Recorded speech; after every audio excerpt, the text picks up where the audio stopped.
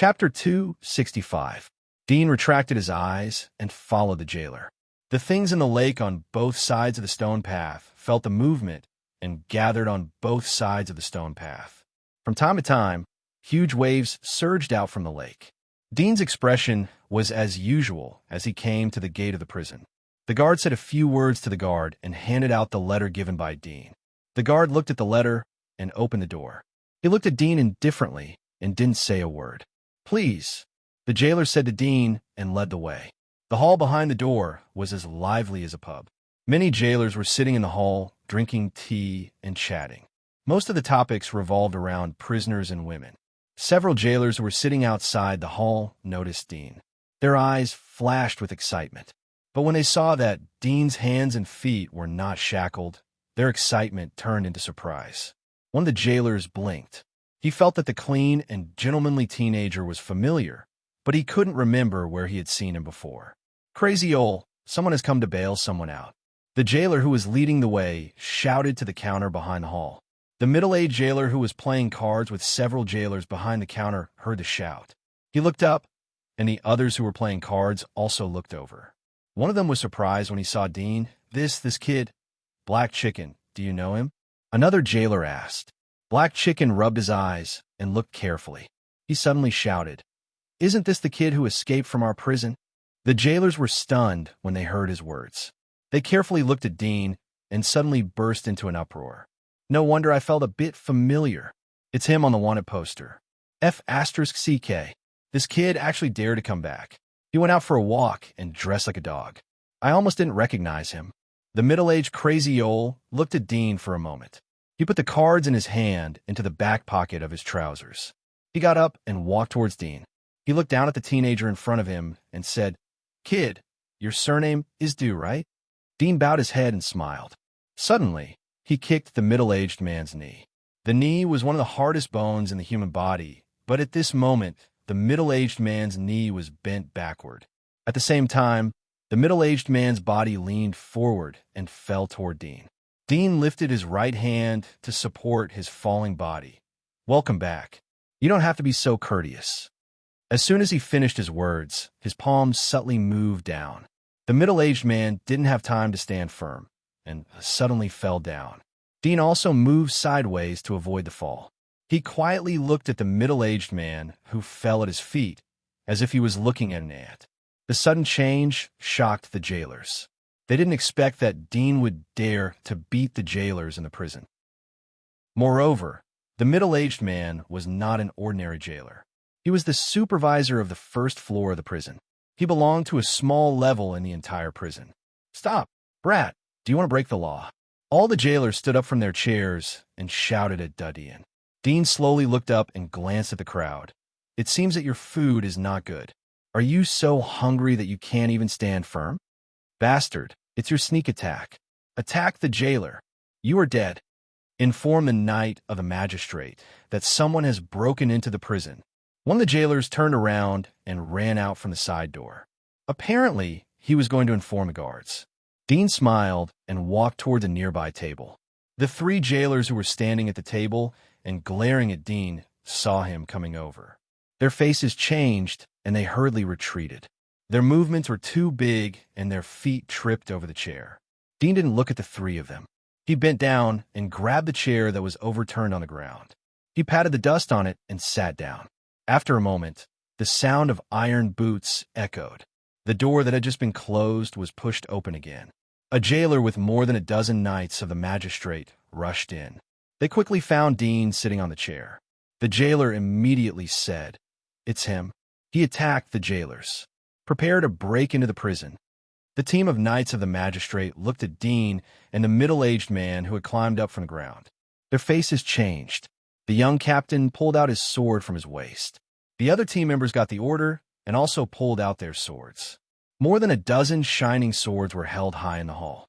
They were pointing at Dean, who was sitting on the chair. Dean smiled. "Are you sure you want to listen to one side of the story and arrest me?" The young captain's face was cold. "Did he hurt his leg by himself?" Dean shrugged. "Maybe it's true." "Nonsense." The young captain shouted. "You attacked the jailer. I advise you to surrender. If you resist, then your crime will increase. Dean smiled. You said that I heard him. You didn't see it with your own eyes. You didn't ask him. How can you directly convict me? The young captain's face was cold as he looked at the middle-aged man next to him. Crazy old man. Did he hurt you? It's him. It's him. The middle-aged crazy old man held the table next to him and moved towards the young captain. He pointed at Dean and roared, It's this kid. He attacked me. Damn it. Kill him. The young captain stared at Dean coldly.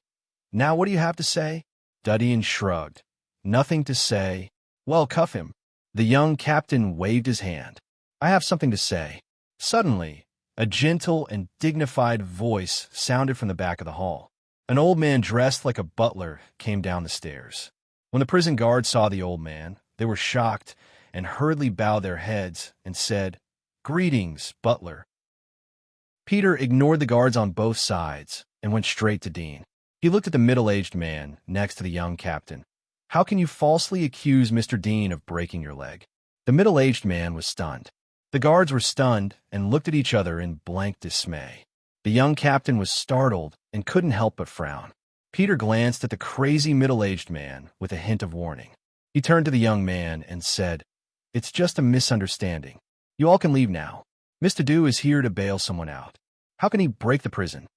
The young captain looked at Dean, who was sitting next to him, and then looked at the old man. He was silent for a moment and bowed. Yes. Then he put his sword back into the scabbard and turned away. After the young man left, Crazy Old suddenly felt that the temperature around his body had decreased a lot, and the air had become a little cold. He could not help but say to Peter, Butler, it was this kid just now, huh? Peter glanced at him. The old captain's face slightly changed, and he immediately shut up. Peter turned to look at Dean. There was a gentle smile on his face. Mr. Dean, you are now an architect of the Temple of Elements. Every move you make represents the will of the God of Light. Why bother with these small characters?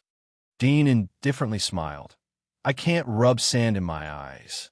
Peter's eyes lit up. Mr. Dean, the person you want to bail is inside. Shall I show you the way? Don't bother. Dean stood up and dusted. I'm familiar with the road here. He went towards the side door of the hall. There was an iron lock on the door. He gently pulled it, and the lock broke. He gently pushed the door open and went inside. The guards' faces changed as they saw Dean break the lock of the door so easily. They looked at Peter in awe as Dean's figure disappeared from their sight. Crazy Old's face changed as he gritted his teeth. Butler, I'm also a member of the prison. It doesn't matter if I'm injured, but the one who will lose face is... Peter coldly snorted and said, You know that you represent the prison and be smarter. Don't cause trouble for the prison. If you really catch him, he will probably be released on the same day before his, but warms up. At that time, he will have the right to sue you for slandering and framing him. At that time, the one who will be locked up will be you. Do you think your power is greater or his?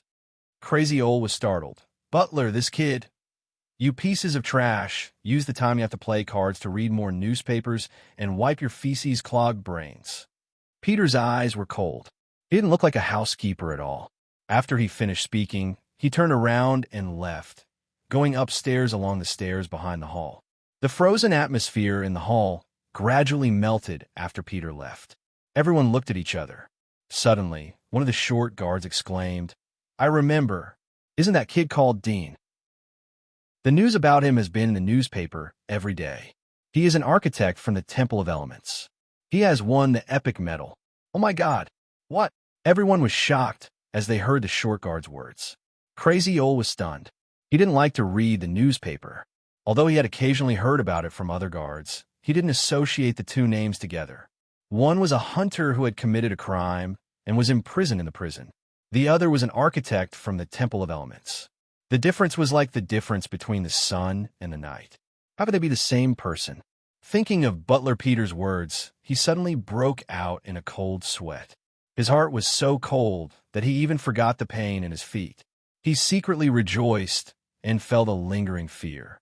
If he had really arrested such a person, he reckoned that he would really end up like Butler Peter said, being sued and thrown into prison. Chapter 266. Dean went down the wooden stairs and saw the torture room. A young jailer was sitting behind the counter, next to the stairs. He was reading a book with withered pages. Dean was separated by 6 or 7 meters, but he could clearly see the words on the book. It was a book about love between men and women. The language was explicit and obscene. Dean frowned slightly. The young jailer heard the footsteps and put his hand on the book to cover his eyes. He thought that it was his colleague who had come down to play, but he saw a strange teenager. He was surprised for a moment. He saw that Dean was from outside the prison. His eyes flashed with excitement. He folded the book and stuffed it into the drawer. He got up and grabbed a snake whip from the counter. He looked at Dean and found that there were no handcuffs on Dean's body. Moreover, there were no knights escorting him. "Who are you?" The young jailer slightly frowned, but didn't rush to start. Dean glanced at him. "I'm here to bail someone out." "Bail someone out?" The young jailer suddenly thought of today's notice. He didn't expect that the person who had the ability to bail out a criminal would turn out to be such a teenager. But maybe the other party was just an errand boy. He put away the whip and took out the key from his waist. "Come with me." He went down the stairs and opened the heavy iron gate of the first floor of the prison. Dean entered and saw that the layout was still the same.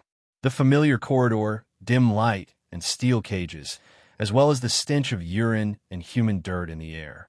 At a glance, he saw many familiar faces. "Number 23, someone has come to bail you out." The young jailer came to the long corridor, and the baton in his hand clanked against the prison cages until it stopped in front of a dark cage, and he shouted inside. The entire prison fell into a brief silence as the young jailer's words fell. The next moment, an uproar broke out. "Bail! It's bail again. I've seen it twice this year. Can I be bailed out after entering here? Please, Elder, bail me out too. I'm willing to dedicate all my loyalty to you. Sir, please bail me out too." While everyone was in shock, some of the prisoners in the cages closer to the iron gate had noticed Dean. They immediately stretched out their hands to him for help. They poured all their feelings into pleading.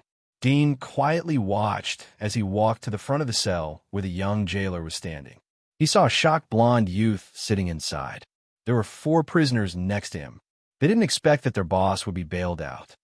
"Gene, don't you recognize me?" Dean smiled. The blonde youth in the cage looked at the figure that blocked the light.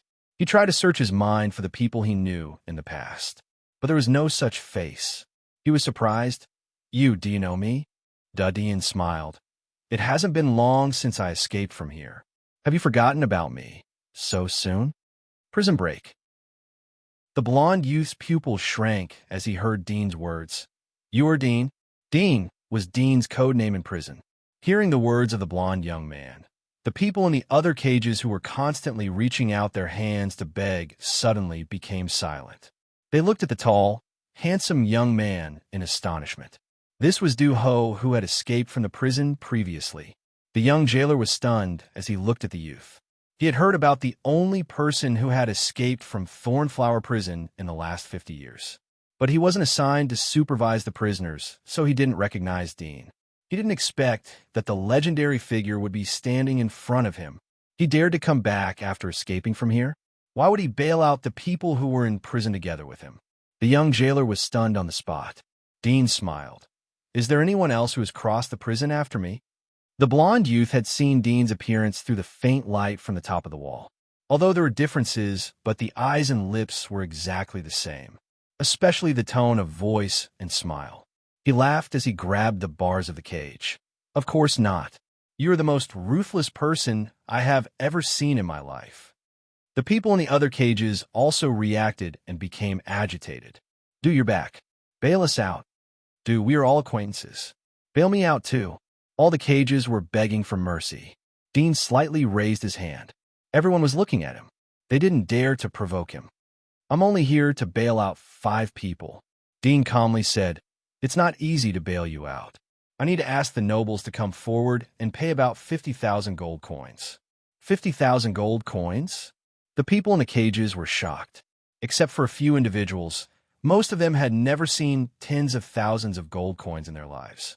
Like the middle-aged man nicknamed Fat Pig in the first cage. He used to be a rich businessman, but at most he had assets of 10 or 20,000 gold coins. 50,000 gold coins was an astronomical figure for them. Do, please do a good deed. Do. Some of them reacted and immediately begged Dean. Although they knew that the amount of 50,000 gold coins was not easy to come up with, and Dean was not related to them, the possibility of him taking out 50,000 gold coins for them was very low, but at the moment they could only continue to beg to win a glimmer of hope.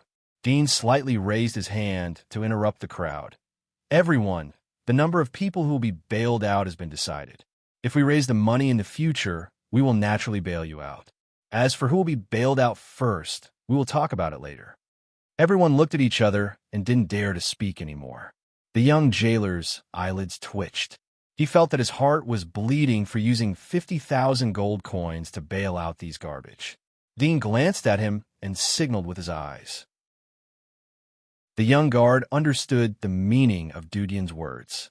He quickly took out the key to open the cage. He looked at the blonde youth. Come out. Lord Dean has come to bail you out. He is really loyal. Then he looked at Dudian in a flattering way. The blonde youth had just stepped out of the cage when he heard the jailer's words. He couldn't help but look at the youth in front of him. Looking at the faint smile on the youth's face under the light, he suddenly felt as if his chest was blocked by something. He pinched his nose hard, clenched his fist, and heavily pounded his chest where his heart was. He took a deep breath and said in a low voice, "Do you let me regain my freedom? I know that you bailed me out not because of our past relationship, but because you need me. Don't worry, I will devote the rest of my life to you." Dudian didn't care. "I believe you." The blonde youth lowered his head. His shoulders trembled. Dean turned and walked towards the corridor. The blonde youth immediately followed him. The young jailer quickly locked the cage again and quickly caught up with Dean. He smiled. "The second one is number 36. He is here." He trotted to the front of the cage and said to the person inside, "Number 36, get up. Someone has bailed you out." There was a burly youth standing in the dark cage. He had already stood up from the straw mat. He had a complex look on his face as he looked at the youth who was walking freely outside the cage. His body shook as he heard the young jailer's words. He felt a rush of blood from the soles of his feet to his brain. Although he wanted to open his mouth to beg, he didn't. He didn't expect to hear that he was one of the 5 people who had been bailed out. Chapter 267. Scar. Jean was pleasantly surprised as he looked at the burly youth in the cage. They were one of the few friends in the prison. He didn't expect to be bailed out by Dean at the same time. Dean came to the front of the cage and looked at the burly man who used to live in the next cage. "Old Scar, come out." "Dean." Scar looked at him with a complex expression. The sudden surprise caught him off guard. It was as if he was in a dream. He quickly came out of the cage and said to Dean, "Thank you." Dean smiled. "It won't be easy to get out of here. You have to be mentally prepared." Scar's expression turned serious. "I'm willing to do anything as long as I can get out of this damn place." Dean nodded. "You will bleed, but never cry if you follow me."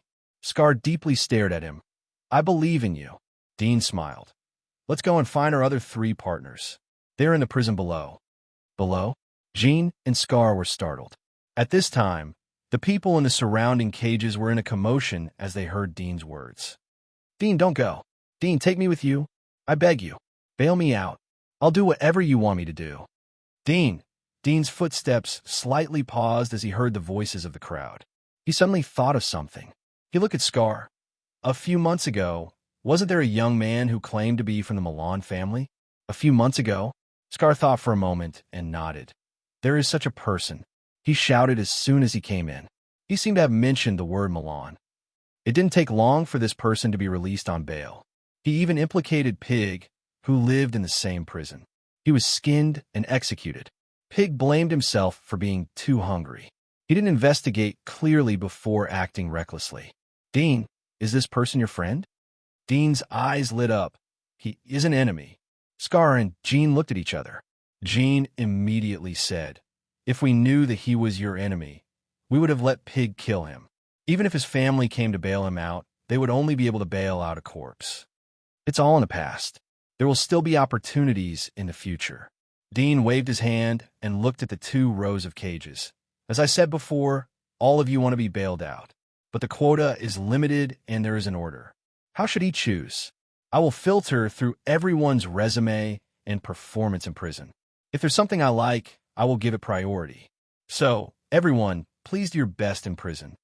After that, he gestured to the young prison guard to lead the way. The young jailer glanced at him with apprehension and said nothing, silently leading the way. Scar and Jean followed behind Dean. They left the corridor in the middle of the prison and went to the bottom of the prison. After a moment, Dean came to the second floor of the prison. There were 4 young jailers sitting in a small room outside the prison. They were playing cards and drinking. They stood up when they saw Dean, Scar, and Jean. One of the young jailers quickly ran to the pillar and grabbed the string of the bell. The young jailer didn't wait for him to shake the bell. He said in a hurry, "Don't be nervous. This is Mr. Dean. He came to bail out the prisoners." One of the 4 young jailers recognized the young man leading the way and asked in bewilderment, "Do you have proof?" The young man looked at Dean. "Mr. Dean." Dean took out the letter from his arms and handed it out. "The warden is guarding outside. Do you need to worry about me sneaking in?" The 4 young jailers quickly opened the letter and looked at it. They took back the letter and handed it back to Dean. "All right, come with me. Remember not to talk nonsense." They opened the heavy iron door and led the way. "Mr. Dean, you should follow him." The young man who led the way stopped at the door. Dean nodded and followed the brown-haired youth. It was a long and dark passage. It was more than 10 meters long. There was a huge round iron door at the end of the passage. There were 2 knights of the magistrate in front of the door. Dean glanced at the prison. Although the Thornflower prison belonged to the military, but it seemed to have a cooperative relationship with the magistrate. "Open the door," the brown-haired jailer said. The 2 knights of the magistrate looked at Dean, Jean, and Scar. They slightly frowned but didn't say anything. They opened the door. As the round iron door was opened, loud cheers came out from inside. Wild laughter spread into the passage. "What are these madmen doing?" The brown-haired jailer's face sank. He pulled out the baton from his waist and went in. Dean, Jean, and Scar were curious. They had been here for several years, but had never been to the second layer of the prison. They had heard from the old people on the first layer that there were some vicious people. They followed the brown-haired jailer to the gate. The structure of the prison was different from the first layer. It wasn't a straight corridor, but a circular hall. There were cages around the walls. Each cage was separated by a few meters from each other. There was only 1 person in each cage. At the moment, wild laughter and cheers came out from the cages. At the same time, there were 2 cages in the 10 o'clock direction. From time to time, there were bang sounds mixed with laughter. Duddy stared and saw that there were 2 people in the shadows of the cages. One of them was tall and sturdy, nearly 2 meters in height. The other one was thin and had very long hair that was draped over his body like a woman. At the moment, the source of the bang sounds was that the 2 prisoners were hitting their heads against the iron pillars in front of them. Old Jean and Scar were stunned by the scene. Dean's eyes lit up as he looked at the other cages. The brown-haired jailer roared as he saw the 2 prisoners hitting their cages. "2 bastards. Do you want to die? Stop. Yo-yo. Look, this idiot brought 3 newbies over. Ha ha ha." There was a burst of laughter as they pointed at Dean and the other 2. The brown-haired jailer's baton hit the cage. The sound of metal covered the sound of the 2 heads hitting each other. He waved the baton and hit the cage in front of them. He roared, "Stop! Stop! If you don't stop, I will give you 3 needles." The 2 prisoners who were still hitting their heads stopped when they heard the word 3 needles. They looked at each other. The burly man's head was full of blood, but he didn't care. He grinned. "Little devil, I have 137 needles. You lose." "Humph." The man's hair was very long. He looked like a woman. He snorted and spoke in a very neutral male voice. "If this fool didn't stop us, we would have continued. Let's see who will laugh in the end." "A loss is a loss, ha ha." The burly man laughed. The brown-haired youth's face turned ugly. He ignored the 2 and turned back to Dean and the other 2. "Which number do you want to bail?" Dean pointed to the deepest 12 o'clock direction. "Number 7. The brown-haired youth was startled. His face changed as he whispered, "Show me the document." Dean smiled as he saw the fear in the youth's face. He handed the document to him again. "Don't worry, I'm here. He won't hurt you." The brown-haired youth was embarrassed. He quickly glanced at the document to confirm the prisoner number. His face turned gloomy. "Come with me." He took Dean to the 12 o'clock direction. The laughter and discussion quieted down. Someone shouted, "Bail? Did I just hear bail? It's bail. Number 7 is bail." Chapter 268. Dean didn't pay attention to the noise around him. He came to the deepest part of the cage. He saw a skinny old man leaning against the wall. His linen clothes were very clean. The old man didn't participate in the previous laughter and cheers. It was as if he was isolated from the world. He just quietly leaned against the wall. Dudian knew that he had been observing him from the moment he entered the room. "Number 7, someone has come to bail you out." The brown-haired youth stopped 2 meters away from the cage. The old man didn't pay attention to him as he indifferently looked at Dean. "Do you know me?" Dean smiled. "Nice to meet you. My name is Dean. I'll be frank with you. The purpose of bailing you out is that I want you to work for me. I appreciate your management ability and the degree of blackness in your heart." The old man slightly raised his eyebrows. "If you have investigated my resume, then you should know that none of my masters have a good end." Dudian smiled. "Because they're just mortals." "Oh," the old man sneered. "Little guy, you seem to be very confident." Dean smiled and looked into his eyes. "At least I have the confidence to suppress you. Is that so?" The old man slowly stood up and dusted his body. "Can you sleep well if you want to use me?" Dean whispered, "Don't doubt the people you use. I'll bail you out, so I will trust you. I hope you won't let me down." "That's a good sentence." The old man looked him up and down and said, "You don't look old, but you're quite bold. To be able to come here to bail me out, you must have a lot of power behind you. If you can leave this place, I naturally have no objections. If you want me to be loyal to you, that's fine, but whether you can trust me or not, I can't control that." Dean smiled. "Come out." The old man stared at him, suddenly smiled and said, "Before I come out, I have something to deal with." After he finished speaking, he tilted his head to look at the brown-haired young man beside him and said softly, "I said that when I come out, I won't let any of you go."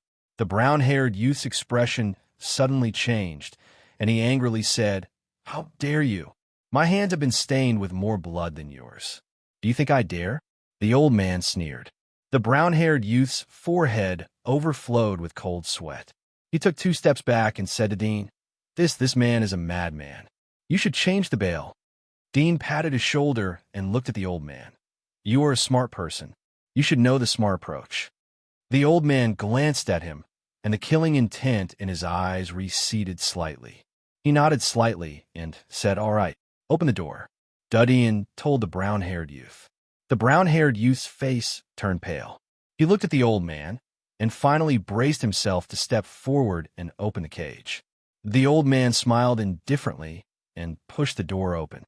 He looked at the brown-haired youth and whispered, "Take care."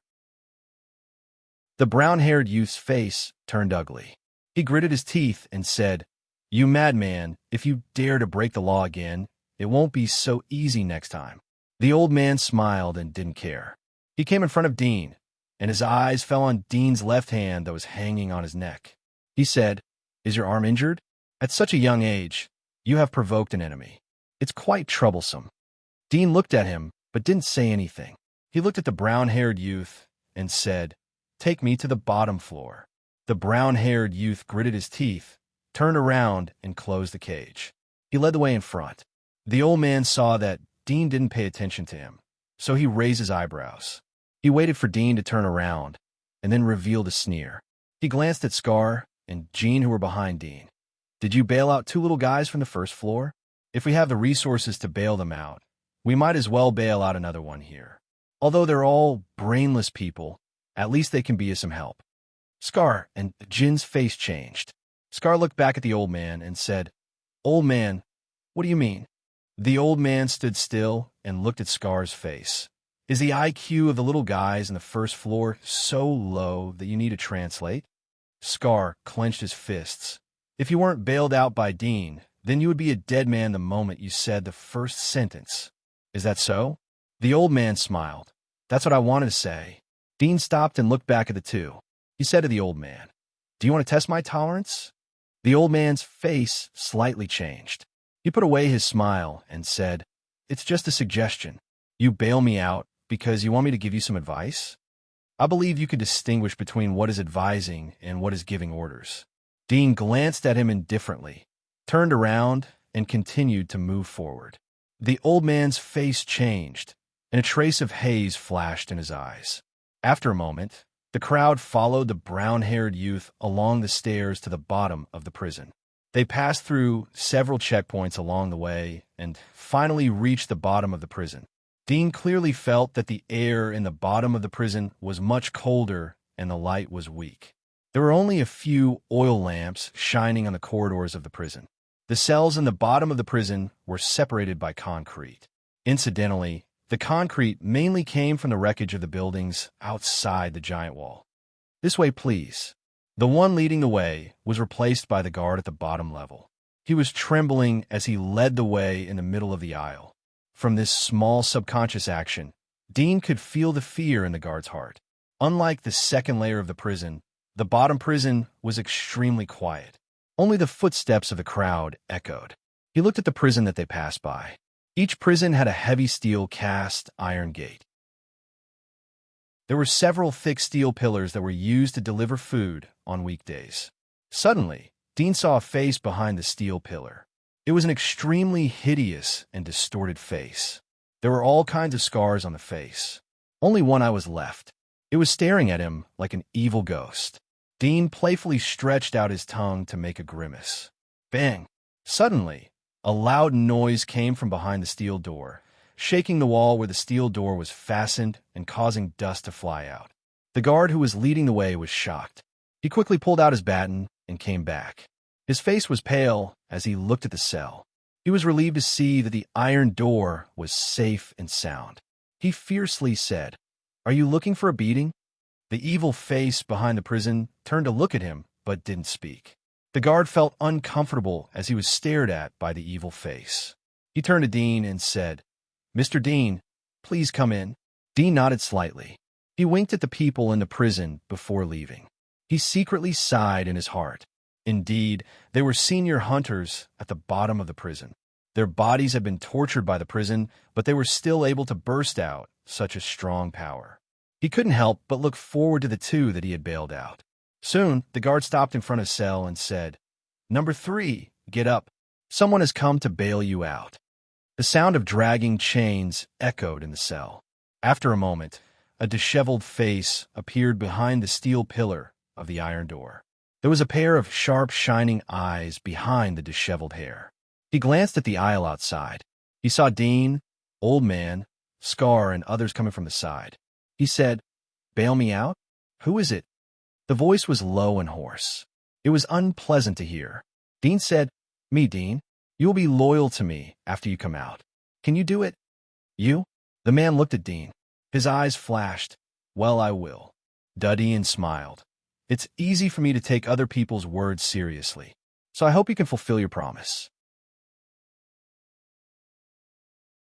Chapter 269. Dean looked at him and said to the jailer, "Open the door." The jailer hesitated for a moment, but still took out the key and opened the door. As the heavy iron door opened, everyone saw the appearance of the person. He was about 1.8 meters tall. His upper body was naked. His left and right chest muscles were covered with sword scars. There were steel nails pierced on both sides of his shoulder blades. But unlike the steel nails pierced by Dean and Old Man 7, this steel nail was like an eagle's claw. The front part of the nail was barbed in front of the chest. 2 thick chains were tied to the end of the nail and were fixed to the back wall. It was impossible to pull out the nail by oneself. Unlocked, the brawny man grinned, revealing 2 rows of incomplete yellow teeth as he arrogantly ordered the jailer. The jailer's face was full of fear. He took out a key and carefully entered the cell. He went to the back of the burly man and unlocked the chains that were fastened to the steel nails on his back. With 2 bangs, 2 chains fell to the ground. The strong man licked his lips and slowly stepped out of the cell. He looked at Dean. "Little guy, let's go. I don't want to stay here any longer. But you have to stay for a while." Dean said to the jailer, "Please lead the way to number 1. The man raised his eyebrows, but his face slightly changed as he heard Dudien's words. Number one, do you want to bail out, number one? Do you have a problem with that? Dean looked at him. The burly man was slightly stifled. He squinted his eyes and suddenly laughed, saying, "Of course not, please." Dean took back his eyes and motioned to the jailer to lead the way. The jailer locked the door of the prison and walked in front of the crowd. They turned a corner and came to a dead end. There were 2 cells. He came to the cell on the left and said, "Number one, someone has come to bail you out. Get ready to come out." There was dead silence in the cell. There was no response. The jailer came to the side of the aisle and picked up an oil lamp. He passed it to the steel pillar of the iron door and looked inside. He was relieved to see that there was nothing unusual. He put the oil lamp back and took out the key to open the door. The cell was dark, but his vision wasn't affected. He saw that there was a cross on the wall. There were many chains and steel nails locking a slender figure. It seemed to be a woman. Her hair was extremely long and hung down to her knees. Her clothes were ragged and exposed a large part of her skin. There were even traces of dried blood on her knees. Dean was slightly startled. Although he expected number one to be extraordinary, he didn't expect to encounter such cruel treatment. Her whole body was pierced by steel nails. She couldn't even move or lie down. No wonder the jailer dared to open the door without seeing any response from inside. As the heavy iron door opened, the jailer took the lead to enter. Dean followed behind him. Brawny man, old man, Scar, Jean, and others entered one after another. The old man took an oil lamp from the wall and illuminated the darkness of the cell. The figure nailed to the cross was revealed in front of everyone's line of sight. Everyone took a deep breath at the same time. Number one, number one. The jailer came to 3 meters in front of the cross and shouted. The figure nailed to the cross slowly raised her head. A pair of dark and cold eyes shot out from the gaps of her scattered hair. Dean felt an inexplicable sense of danger. Even the senior hunter didn't give him this feeling. He was surprised, but also a bit happy. The situation was better than he expected. Someone has come to bail you out. The jailer took half a step back and whispered. The figure on the cross raised her head. Because of her hair, no one could see her expression and eyes. After a moment of silence, she slowly said, "Unlock." The jailer hesitated. "I'll unlock the lock for you. But don't be stupid. This person has come to bail you out. If you commit another crime, no one will dare to bail you out." The woman didn't respond. Her face seemed to be looking at Dean. It was obvious that Dean was the only one who wasn't from this prison. Dean also looked at her. He could clearly see her pair of black and white eyes staring at him, full of coldness and hostility. The oil lamp couldn't illuminate the dark hair gap, so he could clearly see that her black and white eyes were staring at him. Soon, the jailer came forward and untied the chains of the steel nails on her body one by one. The steel nails were distributed to her hands, feet, shoulder blades, abdomen, and other joints. It was hard to imagine how much pain she had to endure when the steel nails were pierced. What was even more unbearable was that she had to maintain such a position for a long time. Even eating, sleeping, and excreting were like this. Scar and Jean, who were standing behind, were shocked. They thought that the most insidious and despicable means of the jailer was to pierce their shoulder blades. They didn't expect that there would be torture that was 10 times worse than that. They knew that if they were pierced like this, they would have tried to free themselves. "Hello, my name is Dean." Dean looked at her. "I know that you haven't taken your revenge. I can help you." Whoosh! The chains were untied from the cross. The woman's arms loosened as she regained her mobility. However, there were still steel nails all over her body. Her eyes were cold as she asked, "Are you from the inner wall?" Her voice was surprisingly pleasant and clear. Dean calmly replied, "Not yet, but I will be in the future." The woman looked at him coldly. She lowered her head and didn't say anything. Dean looked at her, but didn't say anything. He turned around and left the cell. After a moment, they came to the hall outside the prison. The guards in the hall returned to their original seats after Peter left. They continued to eat, drink, and play cards. But the topic of chatting shifted to Dean and the recently famous military crossbow. There were very few people who knew about military crossbows, but the jailers belonged to the military system. So they paid a lot of attention to military products. Almost everyone knew about the items that were published in the military newspaper. The guards in the hall immediately stood up as Dean and others came out. They were vigilant as they looked at Dean. Their faces changed when they saw number 7, old man, and number 1 who was walking at the end of the line. They were familiar with these people. They knew that the 3 of them had committed crimes. Now that they were out of prison, the outside world was bound to fall into darkness. Outside the prison gate, the warm sunlight shone on everyone's body. Scar and Jean took a deep breath. Their eyes were full of excitement. After so many years, they didn't expect to touch the sunlight again. This long-lost feeling was almost forgotten in their memory. The old man was silent along the way. He was extremely low-key. The strong man looked around as if he was thinking about something. Number 1 was walking at the end of the line. Her face was covered by her long hair. No one knew what she was thinking. They walked along the long aisle. The shadows and the lakes on both sides of the aisle smelled the smell of the crowd. Their reaction was more intense. Huge waves kept appearing on both sides of the aisle. They jumped high into the air. Their sharp teeth were exposed in front of everyone. They looked very strange. The strong man whistled as he saw the underwater monsters. His eyes flashed with bloodthirst. Soon, everyone arrived in front of the carriage parked by the lake. The 7th old man and the burly man looked at the flag on the carriage. The 7th old man's face showed a trace of surprise. Ryan family? Dean looked back at him and praised him without a smile. You have a good memory. The old man frowned. If I remember correctly, the Ryan family has long been in decline. They are a third-tier shareholder of the Mellon Consortium. Even if the Mellon Consortium is behind you, the Ryan family wouldn't send a carriage to you, right? Duddian indifferently said, The Mellon Consortium is our enemy. He stepped into the carriage. Because they were prepared beforehand, they specially called a large carriage. The carriage was big enough to accommodate 5 people. Scar and Jean took the lead to get on the carriage. Duddian said to them, You go to the front and accompany the coachman. Scar and Jean were startled. Scar suddenly thought of something and said in a worried tone, I'll stay. Duddian slightly shook his head. Go. The 2 saw his unquestionable expression, so they didn't stubbornly get off from the other side. They jumped to the front and squeezed on both sides of the coachman's seat.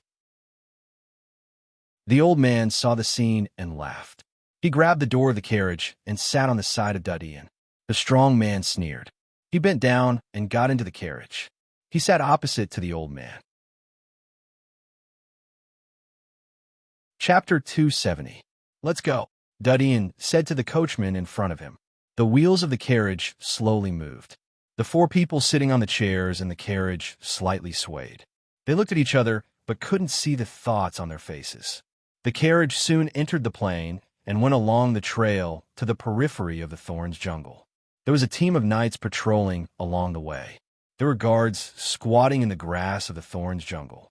Soon, the carriage left the brambles forest and traveled along the desolate path. Duddian slowly said, We are out of the prison range. If you want to kidnap me or take the opportunity to leave and completely restore your freedom, then you can act now. The quiet atmosphere in the carriage suddenly became tense. The old man's eyes flashed, and he smiled. Little brother, you don't seem nervous to be with us 5 notorious criminals. Judging from your means and capital to bail us out, ordinary injuries should be healed very quickly. It's not difficult to buy the spring of life from the Holy Church in the black market. Is the injury on your left hand caused by a monster? Hearing his words, the brawny man next to him glanced at Dean. Duddian smiled. There is nothing to be nervous about. I used to be a member of the Thornflower prison, although I was innocent at that time. You too? The old man was a little surprised and said with interest, Looks like you have quite a powerful background.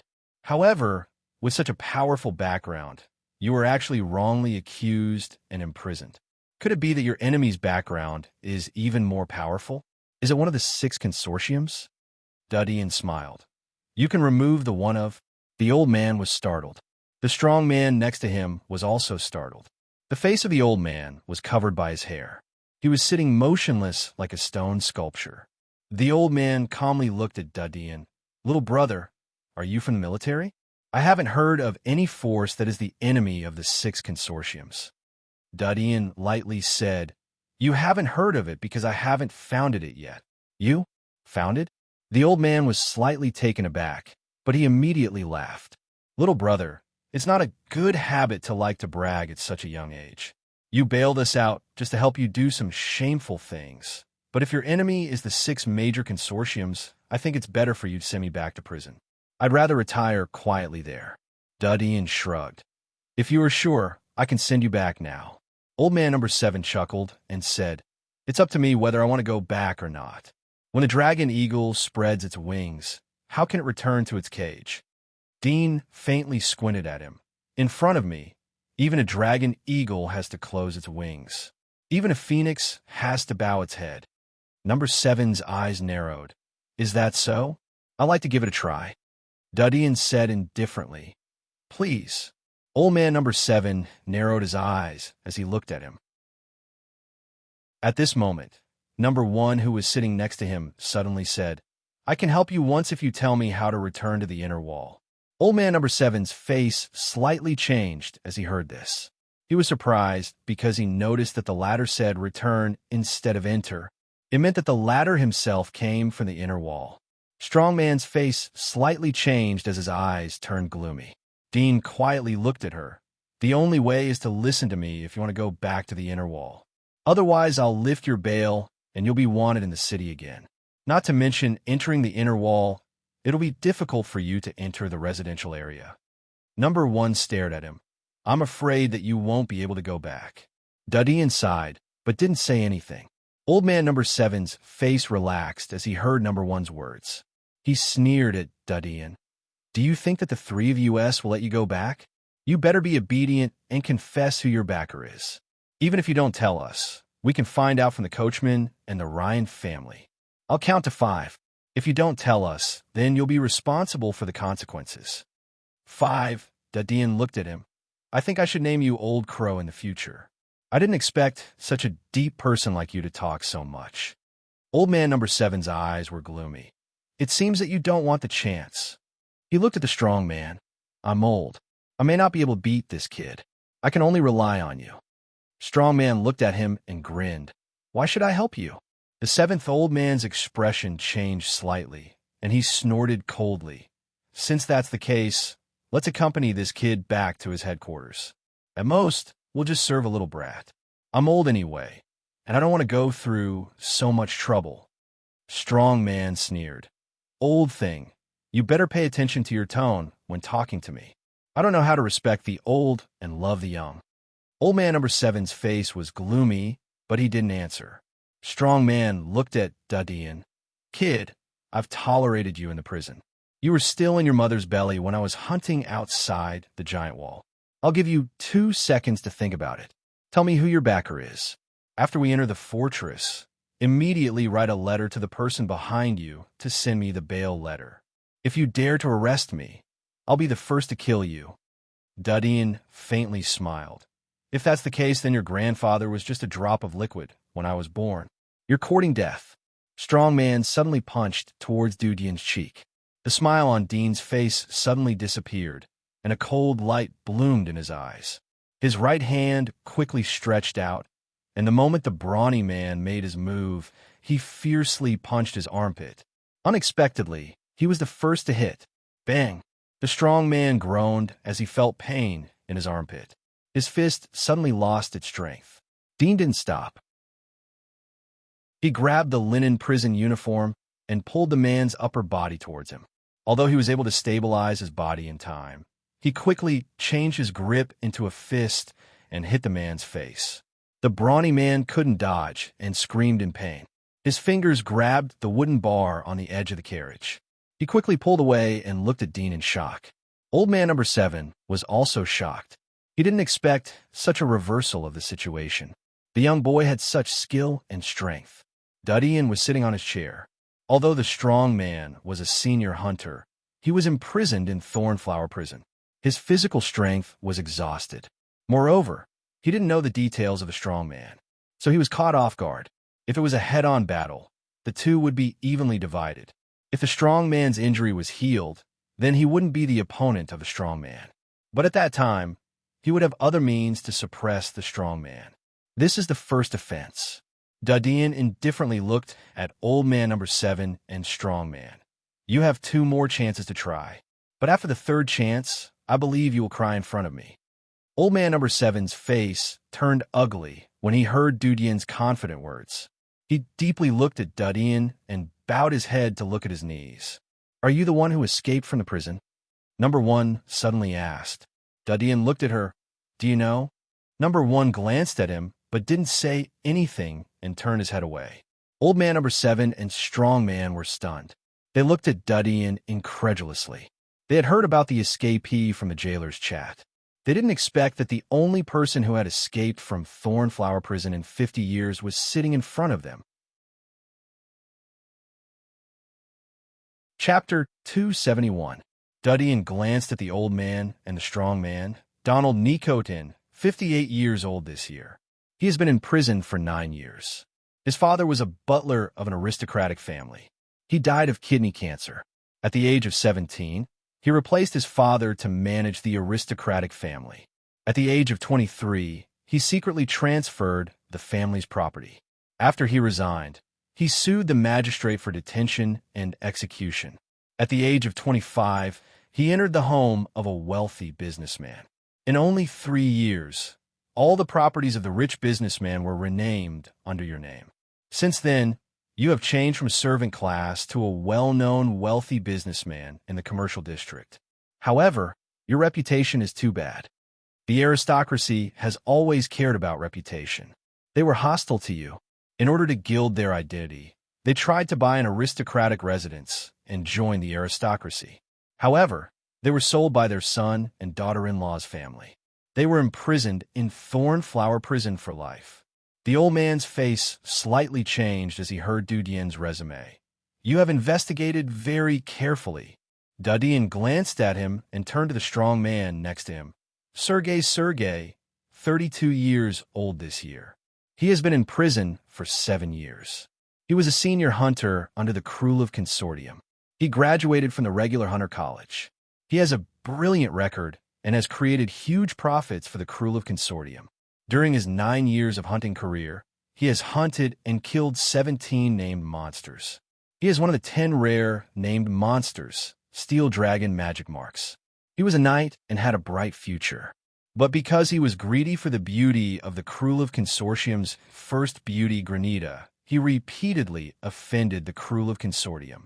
He was sentenced to Thornflower Prison for 30 years for attempted rape. The strong man's eyes were gloomy as he stared at Dadian. Dadian indifferently said, I spent more than 100,000 gold coins to bail both of you out. Now that you are bailed out, I will have a bad relationship with the Krulov Consortium. I need you to make up for the price. The old man Donald Nikotin sneered. You know my resume. I can't do anything but falsify accounts. Even before I went to prison, I couldn't earn 100,000 gold coins. Now that I'm old, I don't have the ability to do so. Dadian indifferently said, You don't have to worry about this. Just listen to my orders and complete the tasks I give you. Sergei looked at number 1. What about her? She came from the inner wall. What is she doing? Dean indifferently smiled.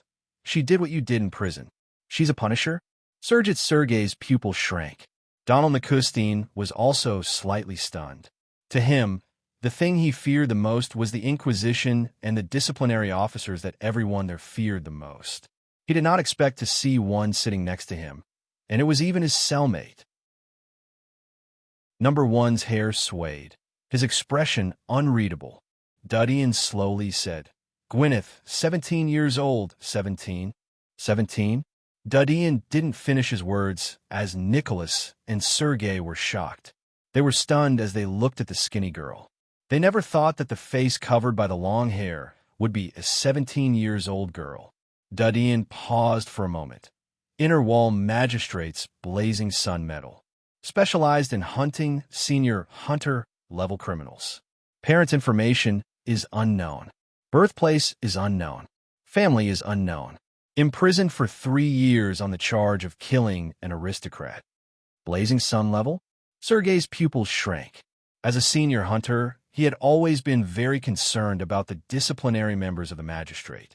Every one of them was a terrifying existence. Even an experienced senior hunter like him wouldn't be able to escape. It was said that the silver moon medal was above the blazing sun medal. It was said that a disciplinary member with the silver moon medal could hunt down a senior hunter. But there was a big chance that the senior hunter would escape. But the disciplinary members with the blazing sun medal rarely failed. It was said that they had evolved to the peak of the hunter's level. However, even such a character was imprisoned in prison. Moreover, her age was too young. Did she start to learn to fight when she was learning to walk? Dudian looked at Gwyneth and calmly said, "I've investigated the aristocratic family you killed. They are called Laporte family. They are still in the inner wall. Even their industry has extended to the commercial district of the outer wall. I can help you if you want to exterminate them. But you have to assist me and listen to my words first. In addition, you have no other choice. Even if you kill me, you will be caught. The magistrate won't allow an existence like you to lurk outside.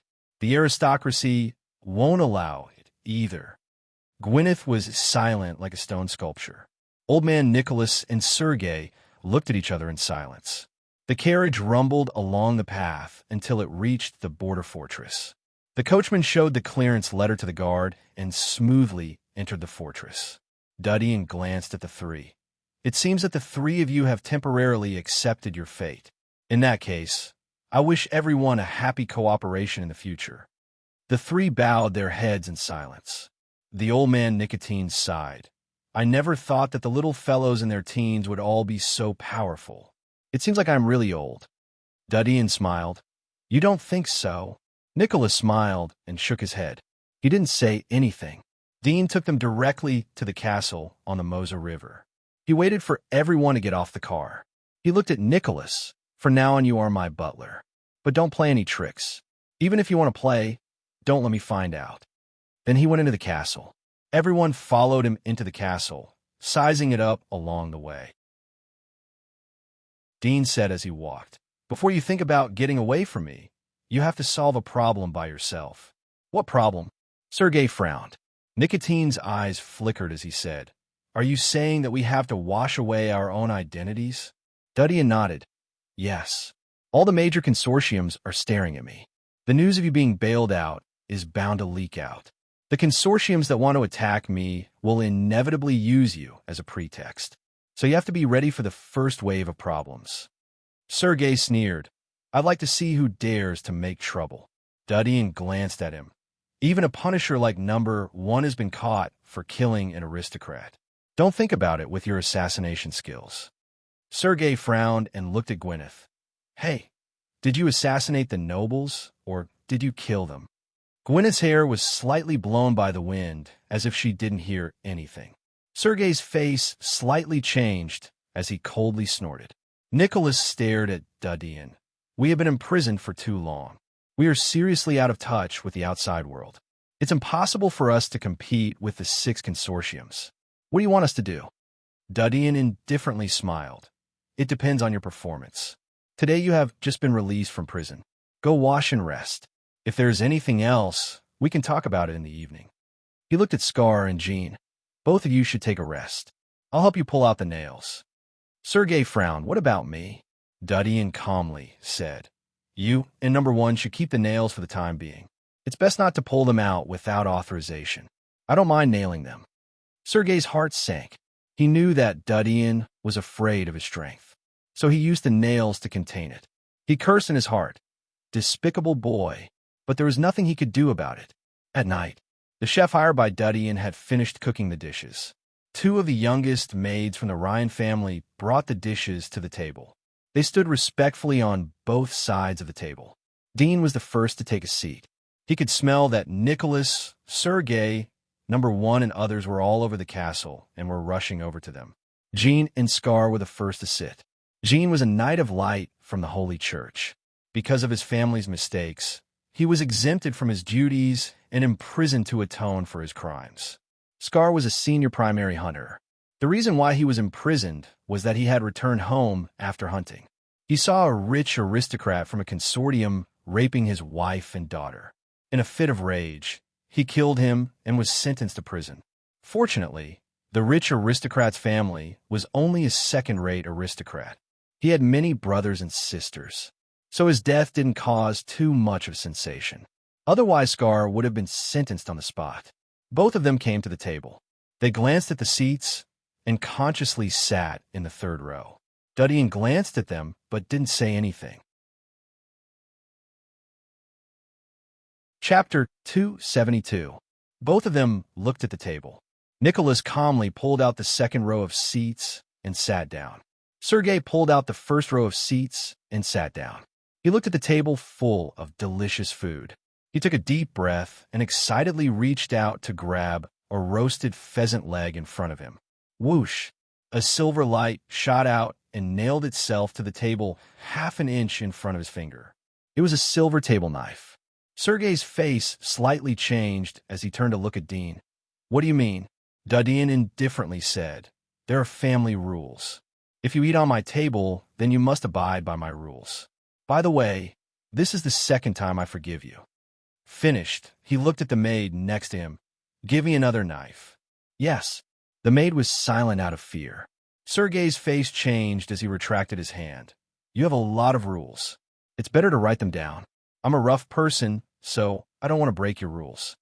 Dean indifferently said, "My rules are very simple. There's only one rule. Be a good person. You only need to abide by this rule." Sergei slightly frowned as he coldly snorted and turned away. At this time, the sound of footsteps echoed as a girl slowly came down from the stairs. Dean looked up, and a trace of surprise flashed in his eyes. He saw that the girl was as beautiful as an elf. Her complexion was abnormally pale, and she looked somewhat weak. But her pair of silver moon-like eyebrows had a bit of heroic spirit. Her eyes were black, like two deep pools, with death and coldness. Her whole body was wrapped in a loose red robe. Her hair was extremely long, tied behind her head and hanging down her waist. When she walked, her steps were not big, like a spirit in the dark. Sergei, Nicholas, Scar, Jean, and the others looked up. There was a trace of amazement on their faces. They had been imprisoned in prison for several years. Not to mention such a beautiful girl. They didn't even see a fat woman. Sergei's eyes flashed with a trace of passion. His fingers that were holding the knife slightly tightened. He didn't know that this small movement was seen by Nicholas, who was sitting opposite him. The girl was Gwyneth.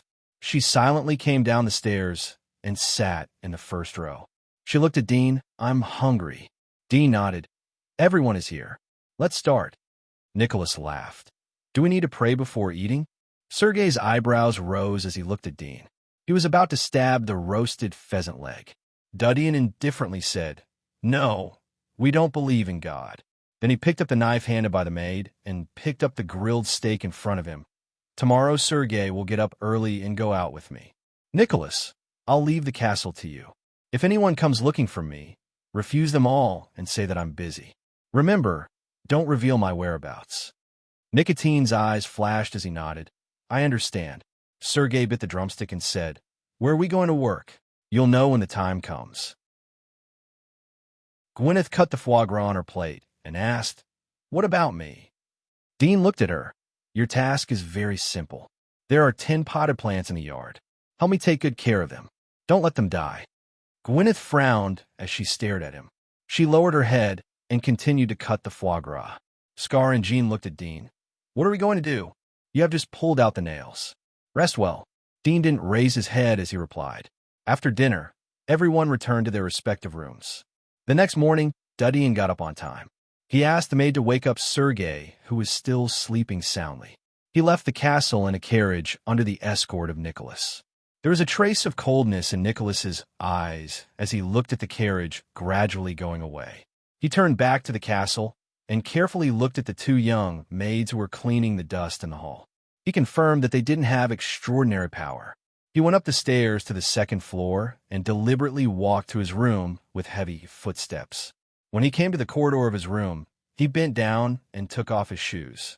He stepped on the carpet with his socks on.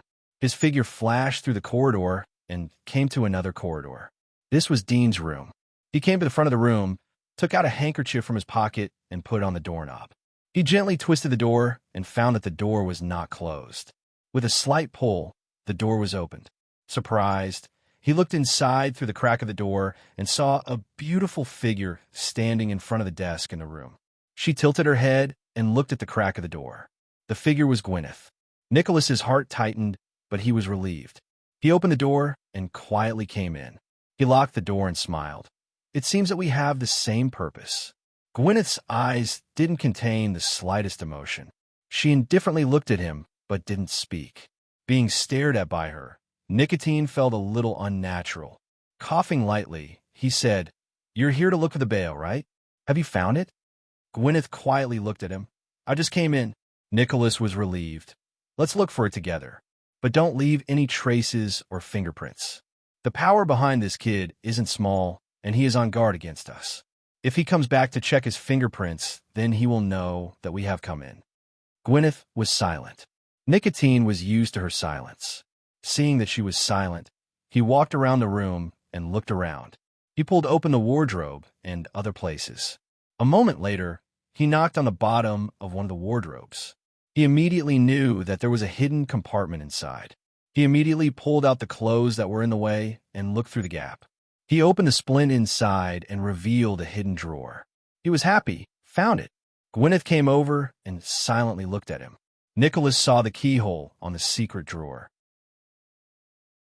He immediately put his hand into his pocket and took out a small iron needle. He inserted it into the keyhole. After a moment, he heard a clicking sound and the secret drawer loosened. His face showed a bit of complacent smile. He pulled out the secret drawer and saw a stack of white papers. But it wasn't the documents he had imagined. Instead, it was some sketches with strange shapes. He carefully opened it with a handkerchief and found that it was all sketches. He slightly frowned. "There is an envelope next to it," Gwyneth said. Hearing her words, Nicotine's eyes fell on the envelope next to him. He had already noticed this, but judging from its size and thickness, it was obviously not a bail letter. However, now that he had already looked through the other things, it didn't matter if there was only this one left. He immediately picked up the envelope and found that there was no paste on it. Feeling strange, he carefully opened the envelope and poured out a piece of paper from the thin envelope. "Don't go through my things. Return them to where they were." A note. Nicotine was stunned on the spot, dumbfounded. Chapter 273.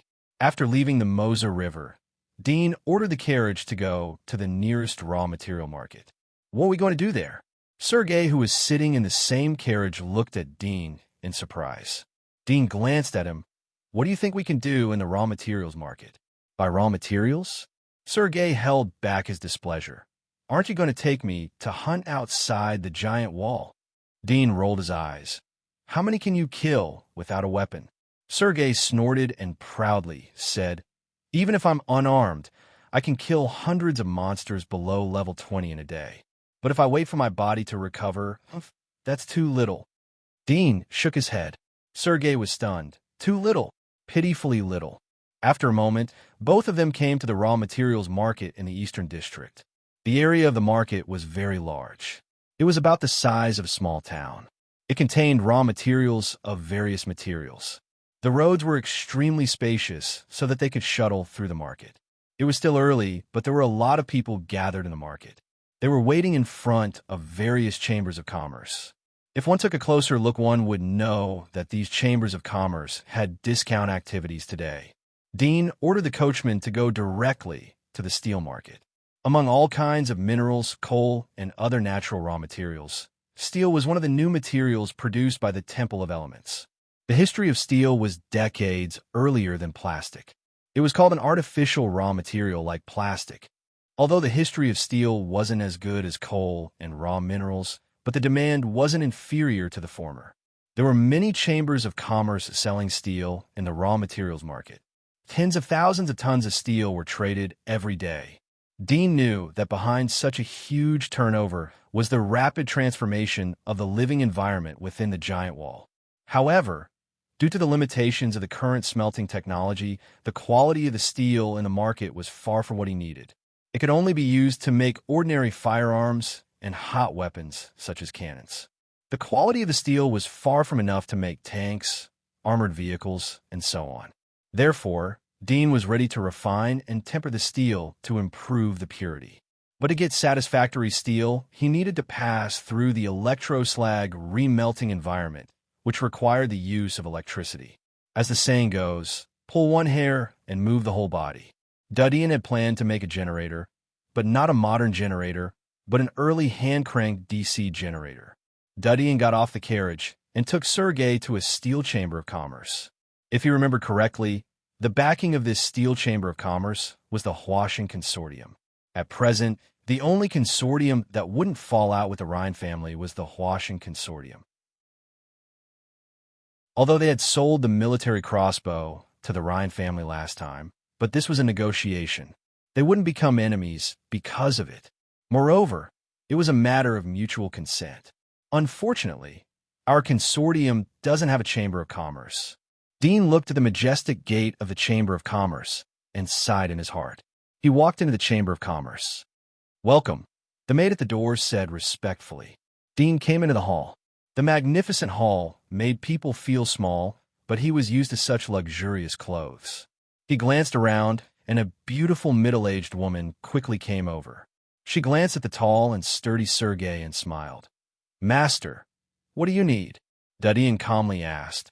"What is the best steel model?" "The best steel is the X30 type."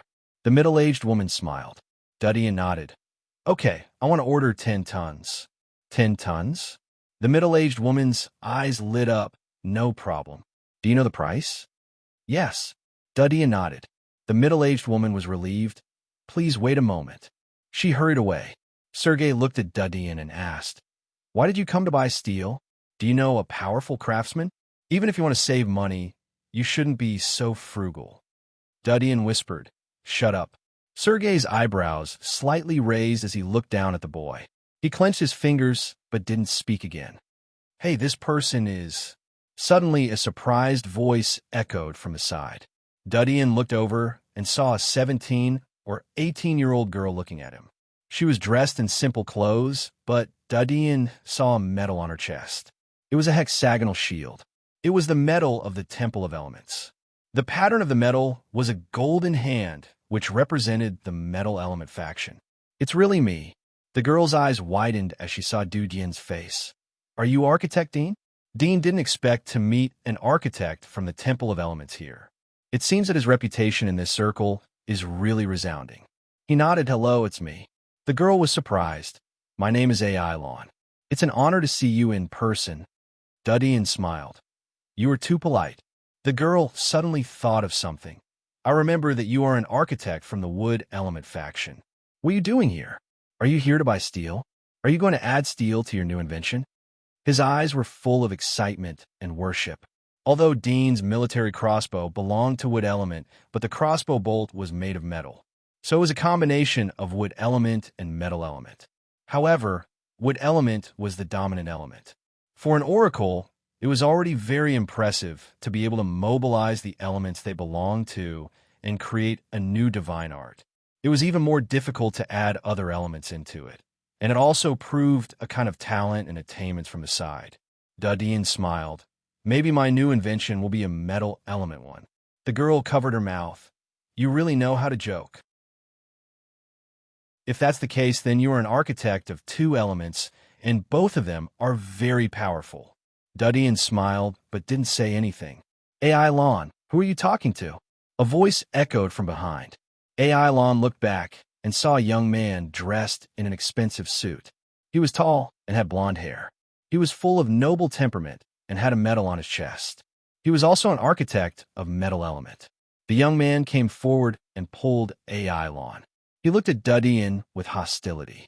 If he didn't notice the 2 meters tall bodyguard standing behind Dudian, he would have given him a cold face. AI Lawn saw that the young man didn't recognize Dudian, so she excitedly introduced him. "He is the genius architect, Dean. He is the youngest person to win the epic medal. We are so lucky to meet him here." The young man was startled as he looked at Dudian. The hostility on his face didn't fade, but became thicker. He pulled AI Land's hand. "AI Lawn, come with me. I have something to tell you." He grabbed her hand and turned away. AI Lon was at a loss, but didn't resist. Dean quietly watched. He saw that the two of them had walked to a corner far away from his line of sight. The youth lowered his voice and said, "Don't get close to this person. He is too dangerous." Dangerous? You don't understand. Although this person is talented, but he is arrogant. He has offended a big consortium. Our family will be in trouble if people know that I have been in contact with him. Is it that serious? Well, don't get close to him in the future. I hope that no one saw what happened just now. Du Dian's eyes lit up as he heard their voices. Chapter 274. After a while, the middle-aged woman came back. Du Dian paid the deposit and scheduled the time to receive the goods. He left the Chamber of Commerce and went to other parts of the raw materials market to check the degree of purification. At noon, Du Dian and Sergei arrived at the Ryan family. Old Feline's eyes were attracted by Sergei, who was standing behind Du Dian. There was a trace of fear in his eyes as he looked at Du Dian. "You're right on time. We're about to eat." Du Dian smiled. "I'm here for the meal. Who is this?" Old Feline looked at Sergei. Du Dian smiled.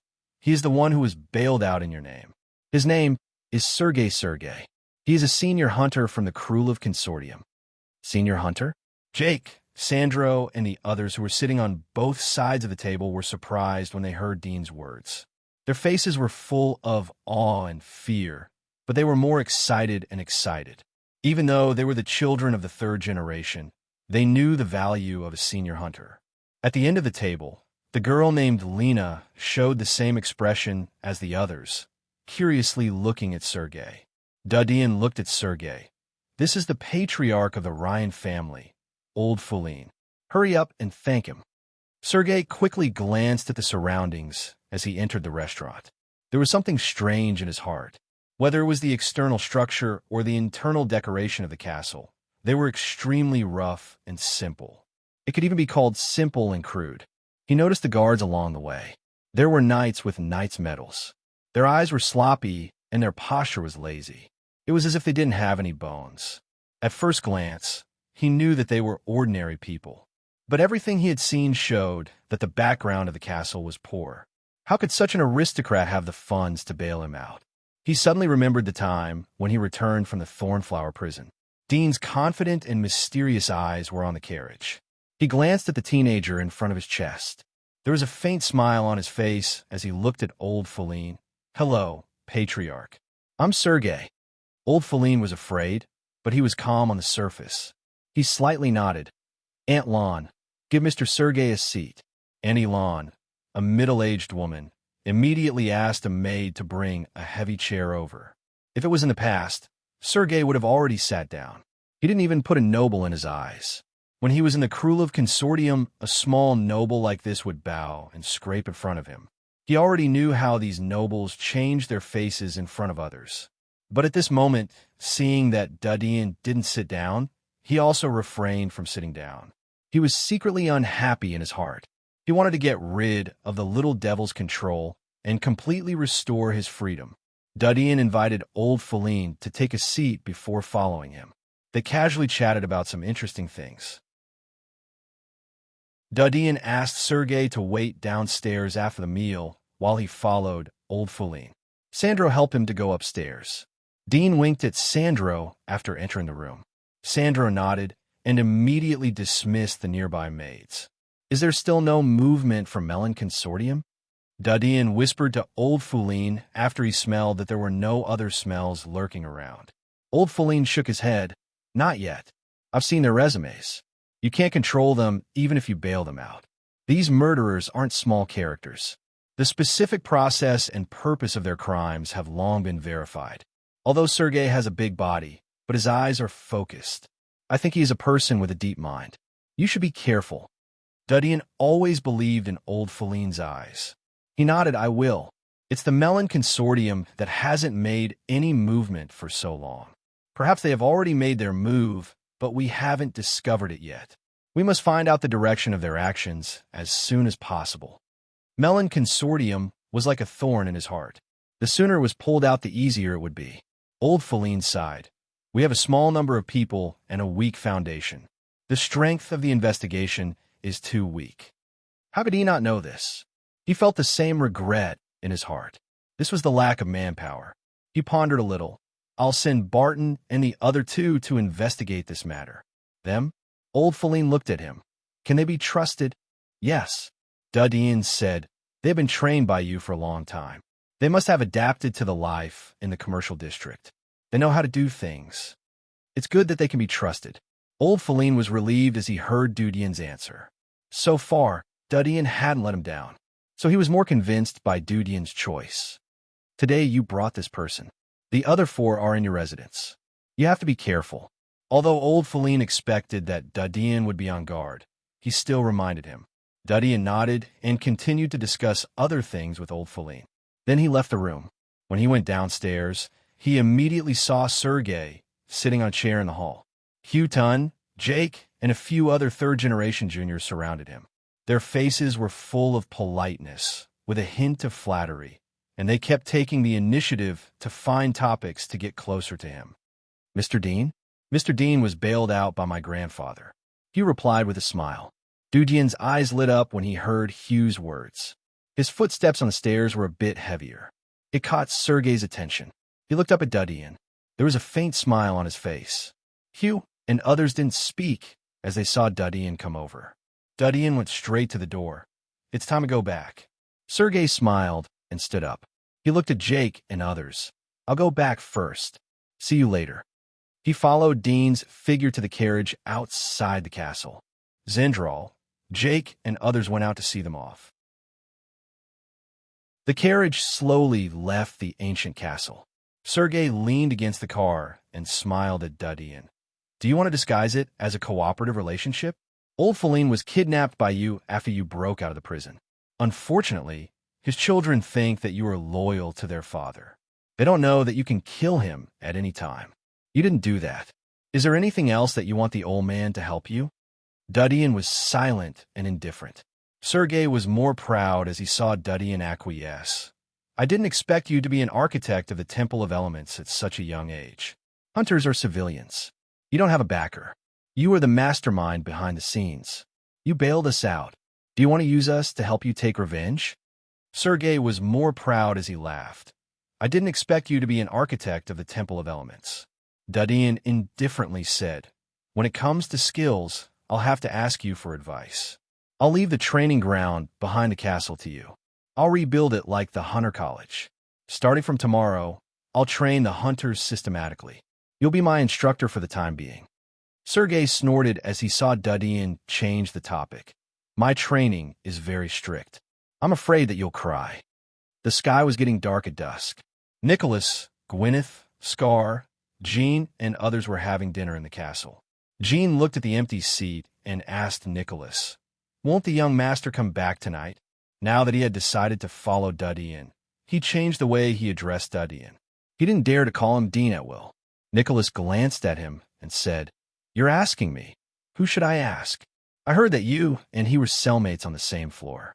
Can you tell me how he escaped? Scar snorted. Dean, Master bailed you out. You'd better know your place.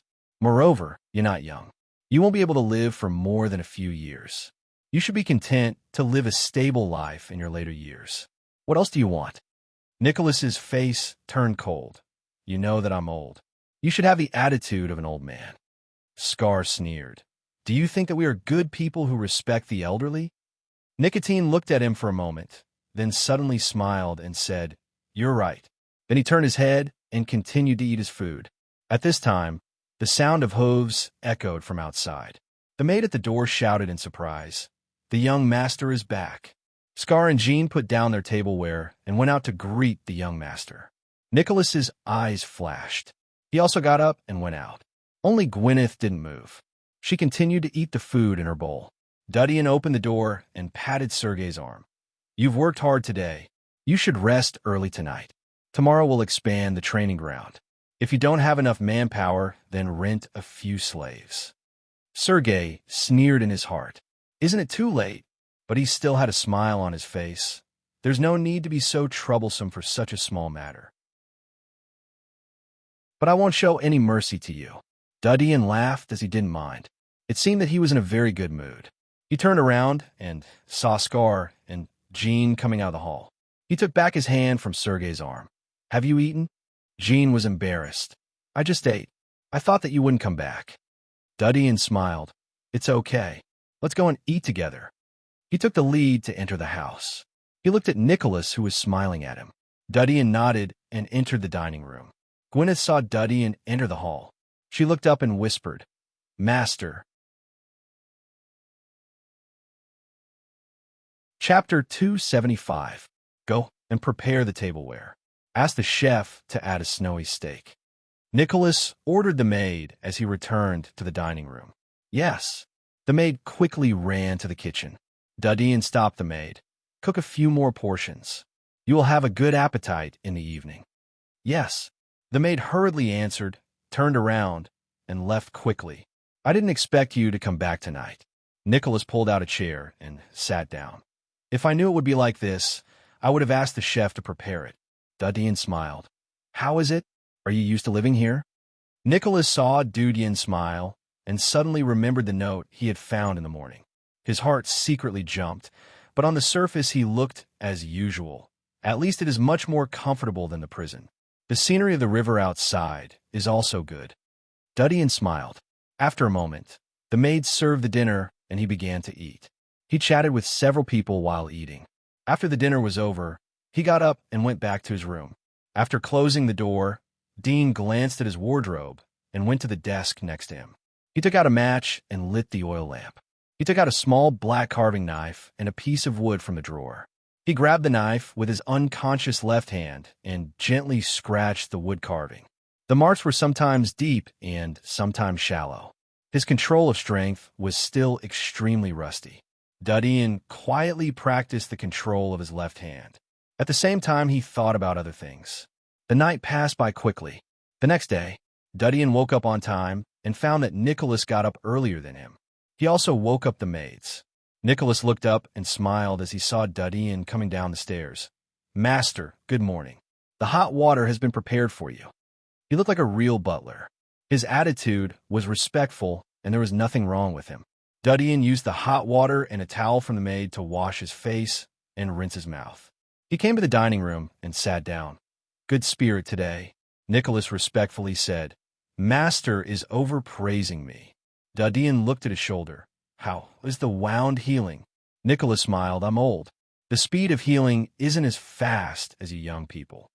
Sometimes, when a wound heals too quickly, it heals and forgets the pain." Dudian smiled. "If the resume isn't wrong, then you have relied on your wealth to buy God's blessing. Your physique has been upgraded to intermediate hunter level." Nicotine's eyes flashed. "Master, I'm just a primary hunter. There is still a long way to go before I become an intermediate hunter." Dudian smiled. A primary hunter couldn't break free from the encirclement of 2 teams of knights of the magistrate and killed 4 official knights of the magistrate. Nicotine smiled and said, "Misinformation. It's just a rumor. It's just a rumor. I don't have the ability to kill a knight." "Maybe." Dean faintly smiled. At this moment, the sound of hooves could be heard from outside. Nicotine said, "It should be the postman delivering the newspaper. I'll go take a look." He turned and left the hall. After a moment, he came back with 2 newspapers in his hand. He handed them to Dean. "Master, your newspaper." Dudian nodded and took the newspapers. As he flipped through the newspaper, Nicotine slowly retreated. Soon, a maid brought in breakfast, milk, fried eggs, and meat rolls. Dean ate and read the newspaper. His military crossbow occupied a large page in the financial newspaper. Recently, the war at the border was tight. There were many news reports about the border, especially about the dynamics of various military goods and the transfer of military personnel. All news agencies were paying attention to them from time to time. Does the Mellon Consortium want to wait for the limelight to pass? Dudian looked at the newspaper of the Mellon Consortium. It mentioned that the direction of the Mellon Consortium revolved around the mining industry and the medical industry. These were the 2 strongest weapons in the hands of the Mellon Consortium. The competitor of the mining industry was the Scott Consortium. The Scott Consortium was the largest operator of the mining industry. They still occupied the majority of the channels and market share. But in the medical industry, the Mellon Consortium was in an invincible state. The medical industry of the Mellon Consortium occupied more than 70% of the market in the 3 districts of the Outer Wall. 6 of the top 10 hospitals belonged to the Mellon Consortium. One of the remaining 4 was a partnership between the Mellon Consortium and the Green Consortium. But it was only a matter of time before the Mellon Consortium would be completely annexed. The medical industry is the biggest weapon of the Mellon Consortium. It's the main reason for its rapid rise. Dudian's eyes lit up. If we can give a heavy blow to the medical industry, then the Mellon Consortium will be hit hard. He quietly read the newspaper as he pondered. As time passed, Sergei, Scar, Jean, and others got up and went downstairs to eat breakfast. "Master, I won't call you master when we are on the training ground," Sergei said as he chewed the meat. Dudian put down the newspaper and indifferently said, "Don't eat greasy food in the morning." "I like it," Sergei snorted.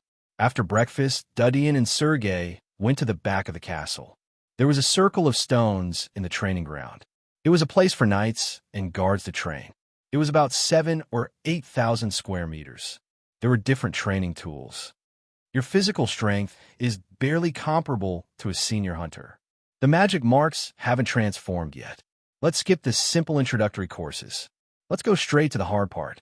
Sergei grinned. "I heard that you are a hunter. Hunters test eyesight, arm strength, and endurance. Let's exercise your arm strength this morning. Be careful not to break your arm." Dudian indifferently smiled. His left hand should have recovered by now, as the stitches should have healed.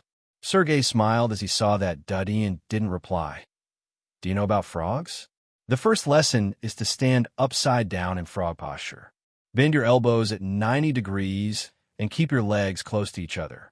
It will also exercise your balance. Dudian smiled. "You should know that I have a way to go to the hunter school to know their training courses.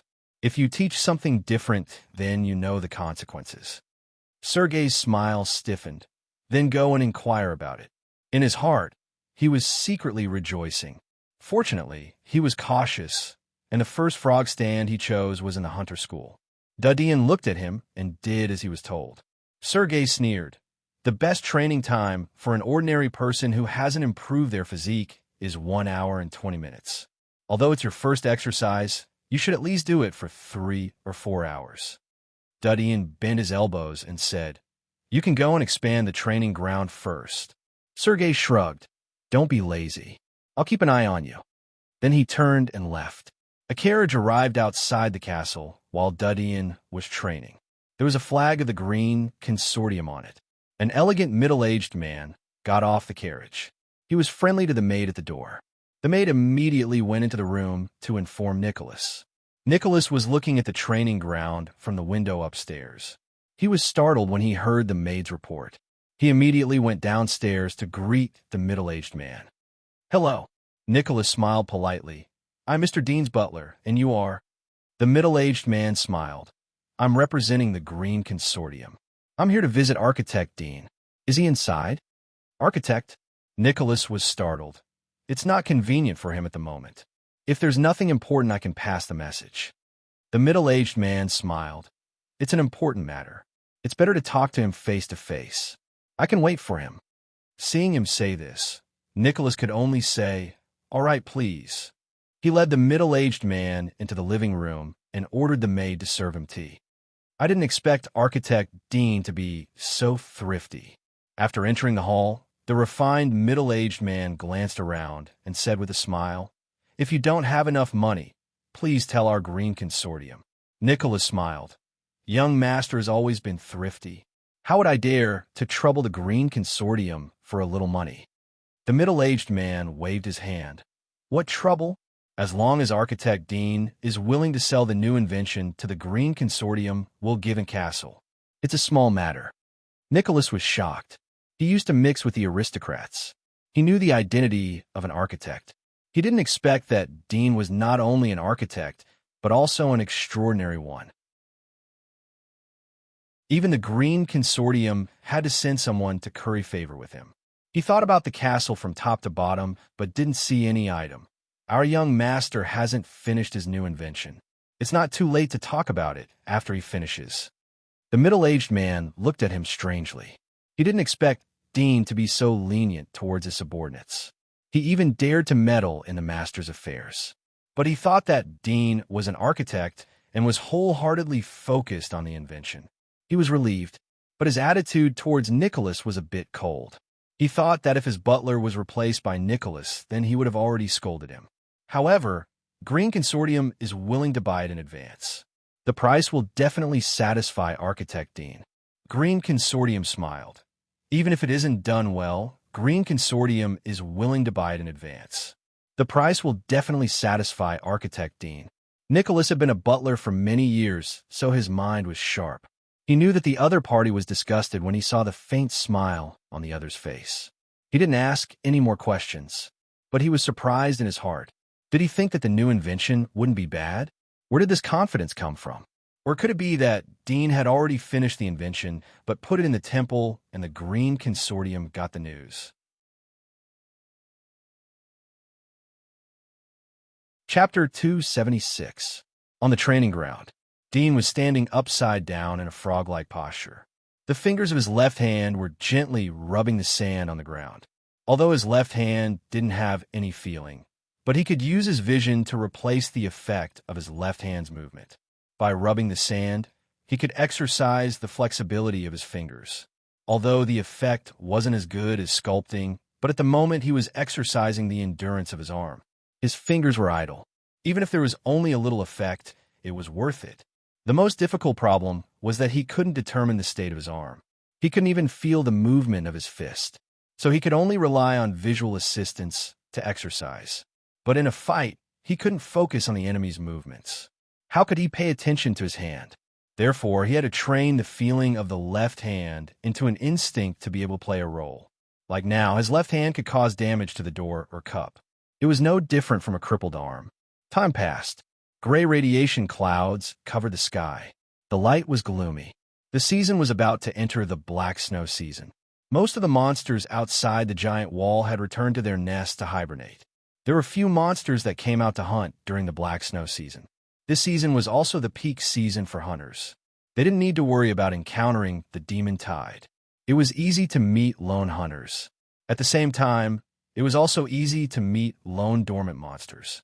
In the blink of an eye, it was noon. Sergei was so tired that his forehead was full of sweat. He didn't dare to do too much as he didn't want to tear the wound. He looked back at Dean, but saw that the boy was still standing upside down like a stone sculpture. His right arm was slightly trembling, but his left arm was motionless. Left-handed? His endurance is very good. There was a trace of appreciation in Sergei's eyes. Previously, when he was expanding the training ground, he would look back to monitor Dean from time to time. He found out that the boy was more self-disciplined than he had imagined. Dean didn't think about being lazy, and his endurance was very strong. According to his speculation, it would be good if Dean could persist for 5 hours. This was a relatively difficult task for a senior hunter. After all, the longer he maintained the same posture, the more difficult it would be. The world in Dean's eyes was upside down. He saw Sergei taking a rest. Hurry up and expand. Don't be lazy. Sergei raised his eyebrows. You still have the mind to supervise me? Seems like I've been too kind to you. If you want to talk while working. It's more efficient. Dudian indifferently said. Sergei's face twitched. He coldly snorted and turned around to continue moving the stone blocks. Dean stood up after half an hour. He shook his sore right hand and said to Sergei, Let's go back to eat. We will continue in the afternoon. Then he turned and left the training ground. Sergei sighed and wiped the sweat from his forehead. He turned around and quickly followed. Dean went back to the living room and looked at the elegant middle-aged man. Who are you? In fact, when the former arrived in the morning, he had already smelled the scent of the other party. He guessed that the other party was most likely a lobbyist sent by other consortiums. The elegant middle-aged man quickly stood up from the chair and smiled. Architect Dean, I'm here on behalf of the Green Consortium. I want to talk to you about the sale of the new invention. Nicholas saw that Dean had finished his training, so he ordered the maid to hand over a towel to wipe his sweat. Dean nodded and went to the dining room. He poured himself a cup of tea. What's the price for the new invention? The elegant middle-aged man didn't expect Dean to be so direct, but it saved him some time. Our price will absolutely satisfy you. What do you think about buying it at the price of a 3-star item? Dean was surprised. He didn't expect the Green Consortium to be the same as the Scott Consortium. He didn't think that the Green Consortium would dare to offer such a high price. However, it also proved that his current value was far higher than when he had just escaped from prison.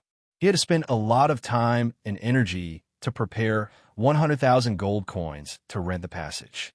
But now he was sitting at home and didn't do anything. Someone came to his door to give him money. Moreover, the price of a 3-star item was at least 100,000 gold coins. However, he could understand why. After all, he had only produced 2 divine arts in total. One was a new type of textile machine, which was at the legendary level and had the significance of reform. The other one was a 4-star high-grade artifact, which had established his status. It was not simply luck that made him popular. With these 2 divine arts as a guarantee, these consortiums had such strong confidence. 3-star grade. Nicotine's pupils slightly contracted. Although he knew that Dean wasn't an ordinary architect, but he didn't expect the price to be higher than what he had imagined. Dean dared to give such a high price without even seeing the item. Didn't it prove that Dean's level was far beyond the 3-star grade? Was he a master? If Dean was in his 30s, then maybe Nicholas would think so. But the person in front of him was just a teenager. Dean thought for a moment and slowly shook his head. Thank you for the kindness of your consortium, but forget about this matter. Forget about it? The middle-aged man was surprised. He didn't expect that he would be rejected at such a price. He couldn't help but ask, why? Mr. Dean, have you signed a contract with another consortium? No, Dean said bluntly as he saw that the middle-aged man didn't give up. I can't accept this price. By the way, can I trouble you to tell me that my new invention is about to be completed? I can accept advance booking, but the price is 5-star item. 5-star item? Middle-aged man almost bit his tongue. He looked at Dean in astonishment. Mr. Dean, are you right? Dean solemnly replied, yes, 5-star item. Only then did the elegant middle-aged man confirm that he did not mishear. He was stunned for a moment and smiled bitterly. Mr. Dew, why do you do this? Even if you want to refuse, you don't have to do this. Or you can tell me another price. How about 3-star upper grade? Nicholas's heart skipped a beat. 3-star item? Was this the base price given by the Green Consortium? Weren't they thinking too highly of the kid? Dean shook his head. Not 1 cent less than the price of a 5-star item. The middle-aged man opened his mouth as he saw Dean's determined look. He thought that only a ghost would be willing to buy such a price. After all, he was young and frivolous. He didn't dare to say it out loud. It was meaningless to offend others for no reason. He shook his head and turned to leave. Nicholas couldn't help but look at Dean. He thought that the price was almost the same. He wouldn't be able to squeeze much out of Dean. Dean saw Nicotine's eyes and knew what he was thinking. He slightly shook his head as a signal to send him off. Nicholas was puzzled as he saw that Dean wasn't trying to blackmail him. But on the surface, he reacted quickly. He sent the middle-aged man out of the hall. Dean ordered the maid to serve the dishes and prepare lunch by the time Nicholas came back. Nicholas sat in his seat and looked at Dean, who was eating steak. He couldn't help but ask, Master, are you a master from the Temple of Elements? Dean didn't think that Nicholas would come to such a conclusion. If I was a master, then why would I need to be frugal? Nicotine couldn't help but ask, if you are not a master, then why did you refuse the offer from the Green Consortium? The price they offered is already very high, close to 200,000 gold coins. This kind of opportunity is hard to come by. Has your new invention been appraised by the people in the temple and confirmed to be a 5-star invention? Dean smiled. I don't have such a strong relationship, but I am confident. Confidence? Nicholas's eyes widened. Confidence? Gwyneth, Jean, and others who were sitting on both sides of the table were surprised as they heard Nicholas's words. Scar gulped. What 200,000 gold coins? What 5-star item? Sergey knew that Dean was an architect when he bought the raw materials yesterday, but he didn't expect his position to be so high. Dean was able to produce a 5-star item. Even if he wasn't a master, then he was very close. Gwyneth's eyes lit up as she silently looked at Dean. After lunch, Dudian rested for a while. Then he took Sergey back to the training ground. This time they were still practicing frog stand, but he allowed Sergey to superimpose several lead plates on his feet. The total weight was about 300 pounds, which was more than twice his body weight. The effect of the exercise was greatly improved. Sergey looked at Dean's desperate appearance, but didn't say anything. He continued with his expansion project. In just 2 hours, Dean felt his right hand was sore and trembling. He knew that in addition to the weight on his feet, the main reason was that his arm was tired. He clenched his teeth and persisted. Sweat flowed down the bridge of his nose to his eyebrows, and then flowed down his eyebrows to his hair. Soon, the accumulated sweat dripped down from his hair and landed on the sand, drenching it. Time began to slow down. Every minute and second was extremely difficult to bear. It was difficult for Dean to think about other things. He used all his mind on how to divert his attention. At this time, he suddenly felt that his left hand was a kind of happiness. No matter how sore his right arm was, his left hand still didn't feel the slightest. But he knew that the degree of strain in his left hand was the same as his right arm. If the right arm couldn't bear it, the left hand would also suffer the same. Sergey secretly sneered as he looked at Dean's trembling body. He knew that Dean had reached his limit. The sky gradually darkened. The setting sun shone on the training ground, elongating 2 shadows. Sergey wiped his sweat as he looked back. He saw that Dean was still standing like a frog. Dean's body was trembling a bit more than before, but he was still controlling the lead plate so that it didn't tilt and fall. Damn kid. Sergey secretly clenched his teeth as he thought about other difficult training methods. After a moment, Dean shook his feet and threw the lead plates to the side. He stood up and gasped for breath. He wiped the sweat on his body and said to Sergey, "Let's go back to eat." Sergey was dissatisfied. "I didn't tell you to stop." "Who told you to stop? Didn't you say that I'm the instructor on the training ground?" Dean was startled as he looked at him. "Do you want to continue?" Sergey grunted, "Of course." Dean looked at him. "All right." He stood up again and let Sergey put the lead plates on his feet. He said, "You go too. It's still early, so don't stop." Sergey's face slightly changed. He gritted his teeth and turned to continue to move the stone blocks. Chapter 277. Damn, don't try to be brave and tear the wound. Sergey's face turned ugly. He used the towel to wipe the sweat on his shoulder to cover the wound. He slightly frowned as he felt the burning pain. Dean had smelled the smell of blood from Sergey's body. He knew the reason as he saw Sergey's action. His mouth curved into a smile as he continued to persist. Sergey looked back at Dudian. He saw that Dudian's arm was shaking, but he was still able to stabilize his body. Sergey's eyes were gloomy. He wanted to announce the end of the training so that his wound would not worsen. But just as the words were about to come out of his mouth, he suddenly stopped. He thought that if he were to admit defeat like this, he would definitely think that he was afraid of getting hurt when he saw his wound. When he thought of this, he steeled his heart and wrapped the towel in front of his chest. He gritted his teeth and continued to pick up the stone blocks on the ground and dismantle the wall.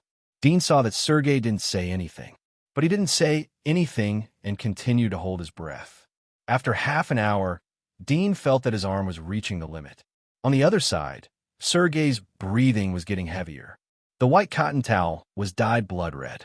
It would inevitably cause a lot of damage if he continued to lose blood. Dean opened his mouth. "Let's stop here for today." Sergey's heart was relieved. It was as if he had finally won a hard battle. He sneered, "What's wrong? You can't hold on any longer?" Dean raised his eyebrows. "I'm afraid that you can't hold on." Sergey snorted. "Me? I won't be affected even if you are tired." Dean's face turned cold. "Is that so? Then let's continue."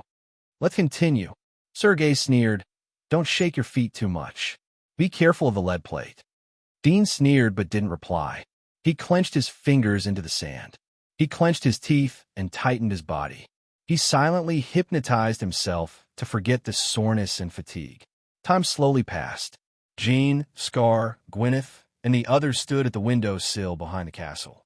They looked at the two stubborn men on the dark training ground with a bitter smile on their faces. At the same time, the blood in their hearts was slightly hot. Jean and Gwyneth were secretly competing against each other. At 9 o'clock in the evening, Sergei finally lost too much blood. He sat on the ground and couldn't stand up. His face was as pale as paper. His body was sweating and his hands and feet were trembling. Nicholas saw the situation from the window and immediately ran over. He asked the maid to prepare new towels and hot water. He helped Nicholas back to the castle.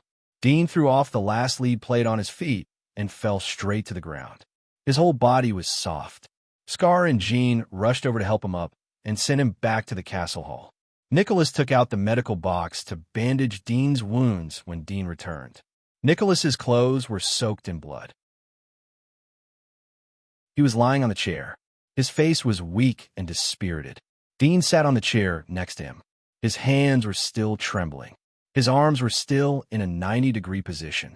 He didn't dare to move even a little bit, especially his right hand. There was a strong soreness in his right arm. However, he didn't feel anything on his left hand. But considering the problem of exposing his left hand in front of Nicholas and others, he maintained the same posture as his right hand. "Today, I admit defeat," Sergei said in a weak voice. He looked at Dean from the corner of his eyes. He didn't even have the strength to tilt his head. Dean was exhausted, but his body wasn't damaged. He had more physical strength than Sergei. A senior hunter is just so. Sergei's eyes twitched, but he didn't have the strength to refute. After a moment, Nicholas finished bandaging Sergei's wounds. He looked at both of them and smiled. "Why are you doing this on the first day of training?" "It's too much." Dean panted. "Let's eat. I'm hungry." Nicholas smiled slightly and turned to the maid to serve the meal. Scar and Jean helped Sergei to the dining table. Sergei was also helped to get to the table. Dean's arm was sore, so he could only let the maid next to him replace his arm and feed him. After eating, Dean felt that his physical strength had recovered. The soreness in his arms had reduced a lot. He got up and went upstairs. He closed the door with his shoulder. He sat on the bed and rested for a moment. He took out a wooden carving and a knife from the drawer and started to carve. Fortunately, his left hand didn't feel any pain, so he could move freely. He just needed to grab the carving with his right hand and carve with his left hand. After a few hours of exercise, Dean lay down and went to sleep in the early morning. The next day, Dean still got up on time. The first thing he felt after waking up was soreness. He gently lifted his right hand. The soreness made him slightly grit his teeth and inhale. After a night's sleep, his body still hadn't recovered. Yesterday, he had overdrawn himself too much. He had repeatedly exceeded his body's limit. He was completely relying on his unyielding spirit to persevere. Dean sat up, put on his shoes, and got out of bed. He shook his arms and went downstairs to the dining room. He saw that Nicholas had already woken up. He asked Nicholas to find hot water to soak his hands in. Breakfast was ready while Nicholas was soaking his hands. The newspaper was delivered at 6:30. Nicholas took the newspaper and served breakfast. Dean took out the hot water and wiped his hands. After soaking them for half an hour, he felt that the soreness in his arms had eased a lot. He didn't feel so unbearable when he bent his arms. He ate breakfast while picking up the newspaper to read. Military report. The new weapon, military crossbow, has been put into the war in the border war. The effect is surprising. Huashan Consortium has produced the first batch of military crossbows. There are only 2,000 of them. They have played an unexpected role in the defensive battle at the border fortress of Snow Mountain. The effect of melee combat is obvious. They have successfully defended against the attack of the aliens. The following is an interview with the commander of the defense of Snow Mountain, Colonel Bruno. Dean flipped through the newspaper. The headline news was about the war at Snow Mountain. He didn't expect that the fortress of Snow Mountain would be attacked by barbarians while he was training. Dean's eyes lit up. He estimated that the news had spread to the major consortia before it was published in the newspaper. He didn't expect that the barbarians would dare to take the initiative to attack the fortress. The military crossbow that he had produced was indeed lucky. It showed its greatest value at the right time. He continued to flip through other newspapers. Temple of Elements Daily, the youngest architect in history to win the epic medal. He has produced a 4-star item. The new item is in preparation. What kind of amazing work will the next one be? Green Consortium has reported that architect Dean's new item has entered the pre-sale state. The price is 5-star item. As Dean expected, he had become the focus of attention of the Temple of Elements. He was also the focus of the major consortia. One of the newspapers even wrote that he had recently bailed out Sergei and other 4 people. However, the one who bailed out was old Feline. Only a noble could bail out such a felon. However, it was pointed out that he was also involved in the matter. The questioning words in this report were all an attempt to damage his reputation. Dean was relieved when he saw the source of the newspaper. It was from a Melon Consortium.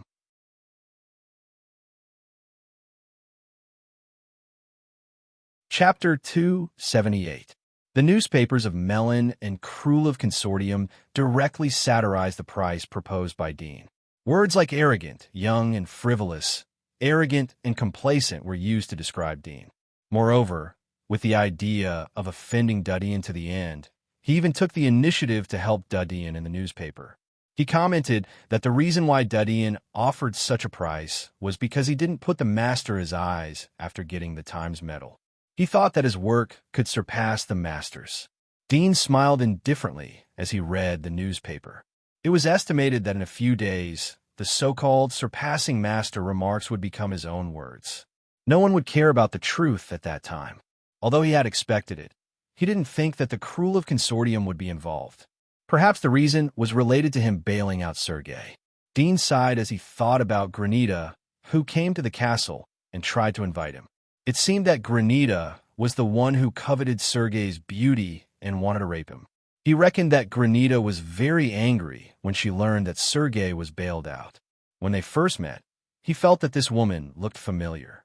Later on, he learned that she was a well-known beauty in the aristocratic circle. Even many realistic oil painting masters had painted her portrait, which was treasured by some wealthy merchants, landlords, and squires. It's impossible for the Krulov Consortium to be enemies with me because of Sergei. Maybe they sent Granita to talk about cooperation, but she didn't get my military crossbow. That's why they got angry out of shame. There was a faint smile on his face. Dean put down the newspaper and gently rubbed his fingers. He was lost in thought. Nicholas stood next to Dean in a respectful manner. His eyes swept over the newspaper that Dean put on the table. Although the font was upside down from his point of view, it didn't prevent him from quickly and accurately skimming through all the information.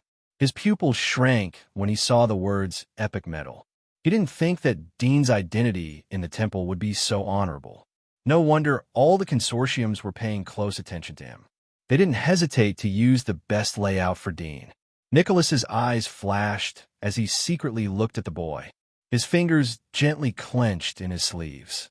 After a moment, Sergei, Gwyneth, and others went downstairs. Sergei's chest was wrapped with a white bandage. Except for the steel nail that was still oozing a faint dark red color, the blood did not spread to the surrounding area. The wound should have already scabbed. Nicotine's eyes flashed. It was indeed one of the top 10 rare steel dragon magic marks. The body's healing power was amazing. Sergei was standing on the stairs. His eyes swept towards the boy who had woken up and was eating breakfast in the dining room. His sleepy eyes slightly narrowed as he paused for a moment before continuing to walk down the stairs. Exercise in the morning and rest in the afternoon, Dean indifferently said as he looked at Sergei, who had a gloomy face. Rest in the afternoon? Sergei was slightly surprised. There was a bit of joy in his gloomy eyes, but he quickly realized his expression. He quickly put away his joy and said, "You are quite lazy." Dean glanced at him. "Is that so?"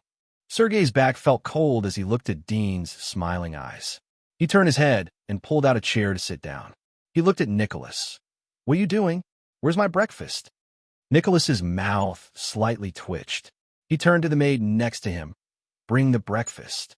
"Yes," the maid quickly replied. After breakfast, Dean returned to the training ground to continue his exercise. Scar and Jean joined him as he was halfway through his training. One of them said to Dean, "We have nothing to do. Let's move our muscles and bones." Dean didn't stop them, but reminded them, "Don't tear your wounds. We're going to hunt outside the giant wall." Both of them agreed and immediately changed their mind. They didn't learn from Dean's frog stand, but used other methods to exercise their waist, legs, and flexibility. Although such a high-intensity exercise, even if they persisted day after day for 10 years, the increase in strength wouldn't be as much as a bottle of God's blessing.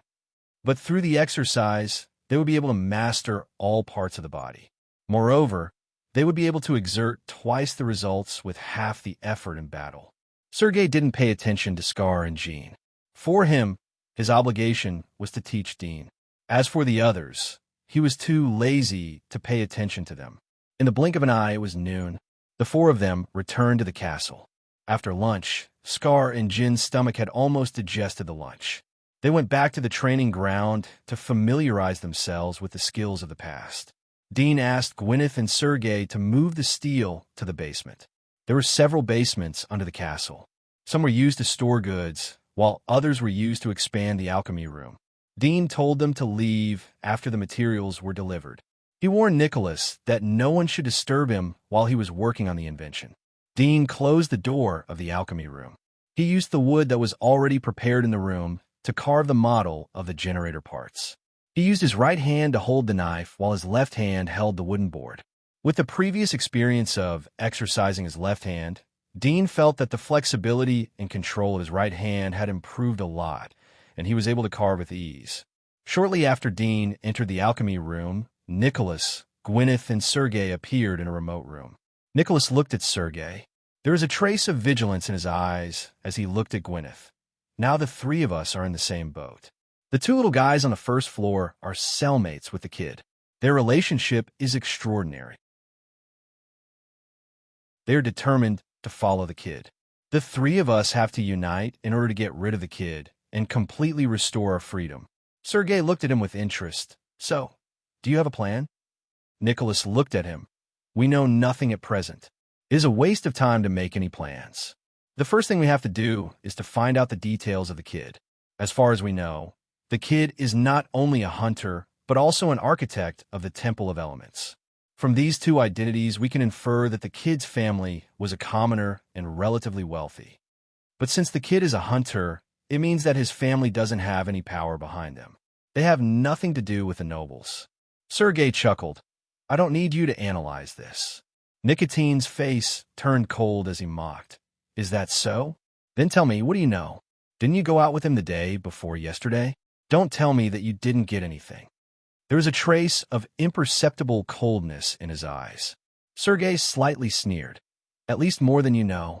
The day before yesterday, this kid took me to the raw materials market to buy steel. Today was the batch that was delivered. At that time, I knew that he was an architect of the temple. Moreover, his position was quite high. Yesterday, the Green Consortium came to invite him and offered such a high price. This kid's status in the temple is estimated to be close to that of a master, if not a master. The most important thing is that the kid doesn't have any power behind him. He is the mastermind. He doesn't have any power behind him." Nicholas's eyes flashed. Sergei indifferently said, "The kid took me to the Ryan family. The Ryan family is as broken as the rumors say. They don't have the money to bail us out. The money must have been earned by the kid, using his identity as an architect. I guess that after the kid escaped from prison, he hijacked the Ryan family. Then he signed a contract with the Ryan family as a hunter. He seems to belong to the Ryan family, but in fact, the Ryan family is completely under his control. Therefore, the kid should be the mastermind behind the scenes. Judging from the fact that he was able to escape from prison, the kid's scheming is enough to do this." Nicholas looked at him deeply, nodded slowly, and said, "That's not bad, but to be cautious, we need to grasp more information." Sergei snorted, but didn't say anything. Nicholas looked at the time. "We can't stay together for a long time. We don't want to be noticed by the servants. All right, I'll go out first. Sergei shrugged his shoulders, then turned and left the room. Nicholas quietly came to the door and listened to the footsteps. When the footsteps gradually disappeared, he turned back to the room and asked Gwyneth, "What do you think about what he said just now?" Gwyneth quietly looked at him. "What do you think?" Nicholas rubbed his chin and said, "When I saw them come back, this brat put his hand on him, and his attitude towards him changed greatly. I really can't trust him." "That alone doesn't mean anything," Gwyneth whispered. Nicholas nodded. "Yes, but we don't know if it's true or false, so it's better to isolate him. If he wasn't bought by the kid, then everything he said is true. But there are a lot of loopholes in his words. First of all, the kid is the mastermind behind the scenes, and the Ryan family is just a shield for him. So, where did he learn the ability to make divine incantations? There is no such high level of knowledge in the library that can only be accessed by civilians. In addition, even if he has the ability to make inventions, don't forget that the power that put an intermediate hunter in prison is one of the 6 consortiums. Even if it's not, it's one of the top nobles. It's impossible that they don't know about the kid's escape. How can the Ryan family protect this kid if they know about it?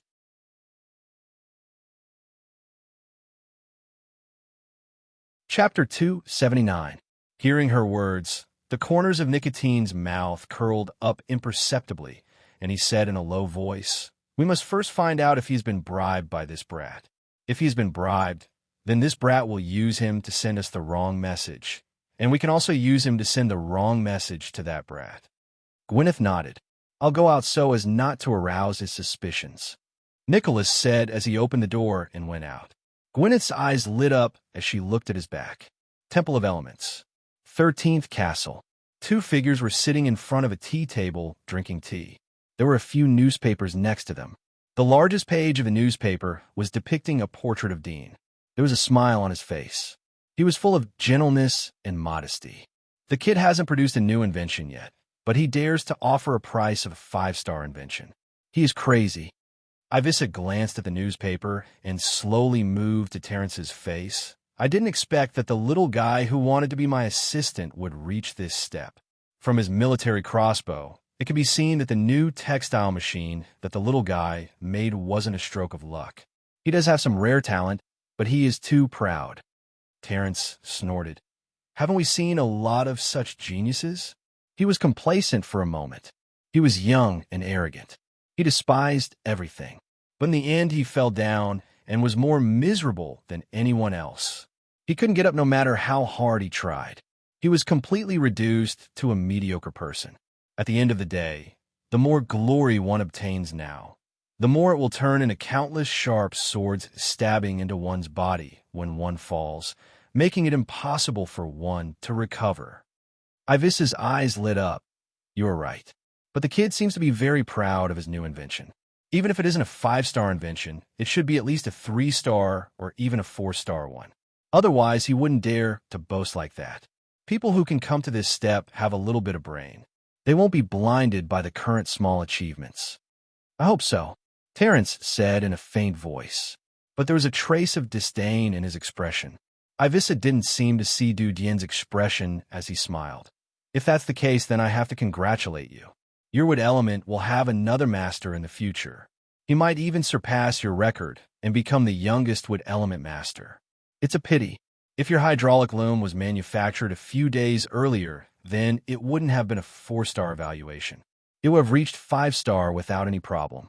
Terrence raised his eyebrows and sneered. "The youngest master? Even if he were a master, he would only be at the same level as you and I. Besides, the blessings of God can sometimes be cut off at will, and the inspiration can disappear at will. Those who can really go far are people like you and I. We take one step at a time and slowly climb up. Even if we stumble along the way, we can pick up our emotions and continue again. But he is different.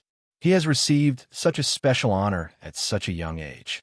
Once he stumbles, he is likely to be ruined. Ivissa, yes. I hope that he can learn to face failure." Terrence slightly sneered, but didn't reply. Ivissa finished the cup of tea and got up. "It's getting late. I'll go back first. There is no one to supervise the little guys. They're going to be lazy again." Well, I'll send you off. Terence immediately got up, standing at the door and watching Ivis leave in the carriage. Terence slowly withdrew his gaze and said with a gloomy expression, "Old fox, don't I know you have the Krulov Consortium behind you? You want to use me to test this kid?" Humph. 3 days passed in the blink of an eye. Dean was in the castle every day. He only trained in the morning. He didn't show up in the afternoon or evening. Even if he ate in a hurry, he would go back to the basement. Sergei was the one who felt it the most as he saw Dudian go all out. He knew how much training he had arranged. Even if the work of making inventions didn't consume physical energy, but it required brain power. Using the brain was more painful than exercising in a state of extreme fatigue. Scar and Jean had been reviewing the skills they had learned in the past few days. They wanted to ensure that they would be able to play their due level when they went outside the giant wall. In the basement, Dean's eyes were shining as he looked at the old machine that was assembled in front of him. It was a hand-cranked DC generator.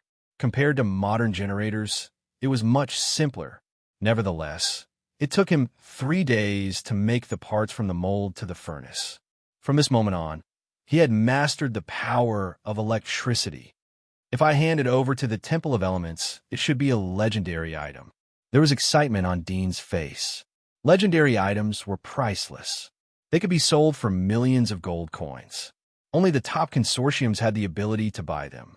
Also, there was a rule in the temple that the temple would automatically obtain the production and sales rights for the legendary items created by the temple personnel.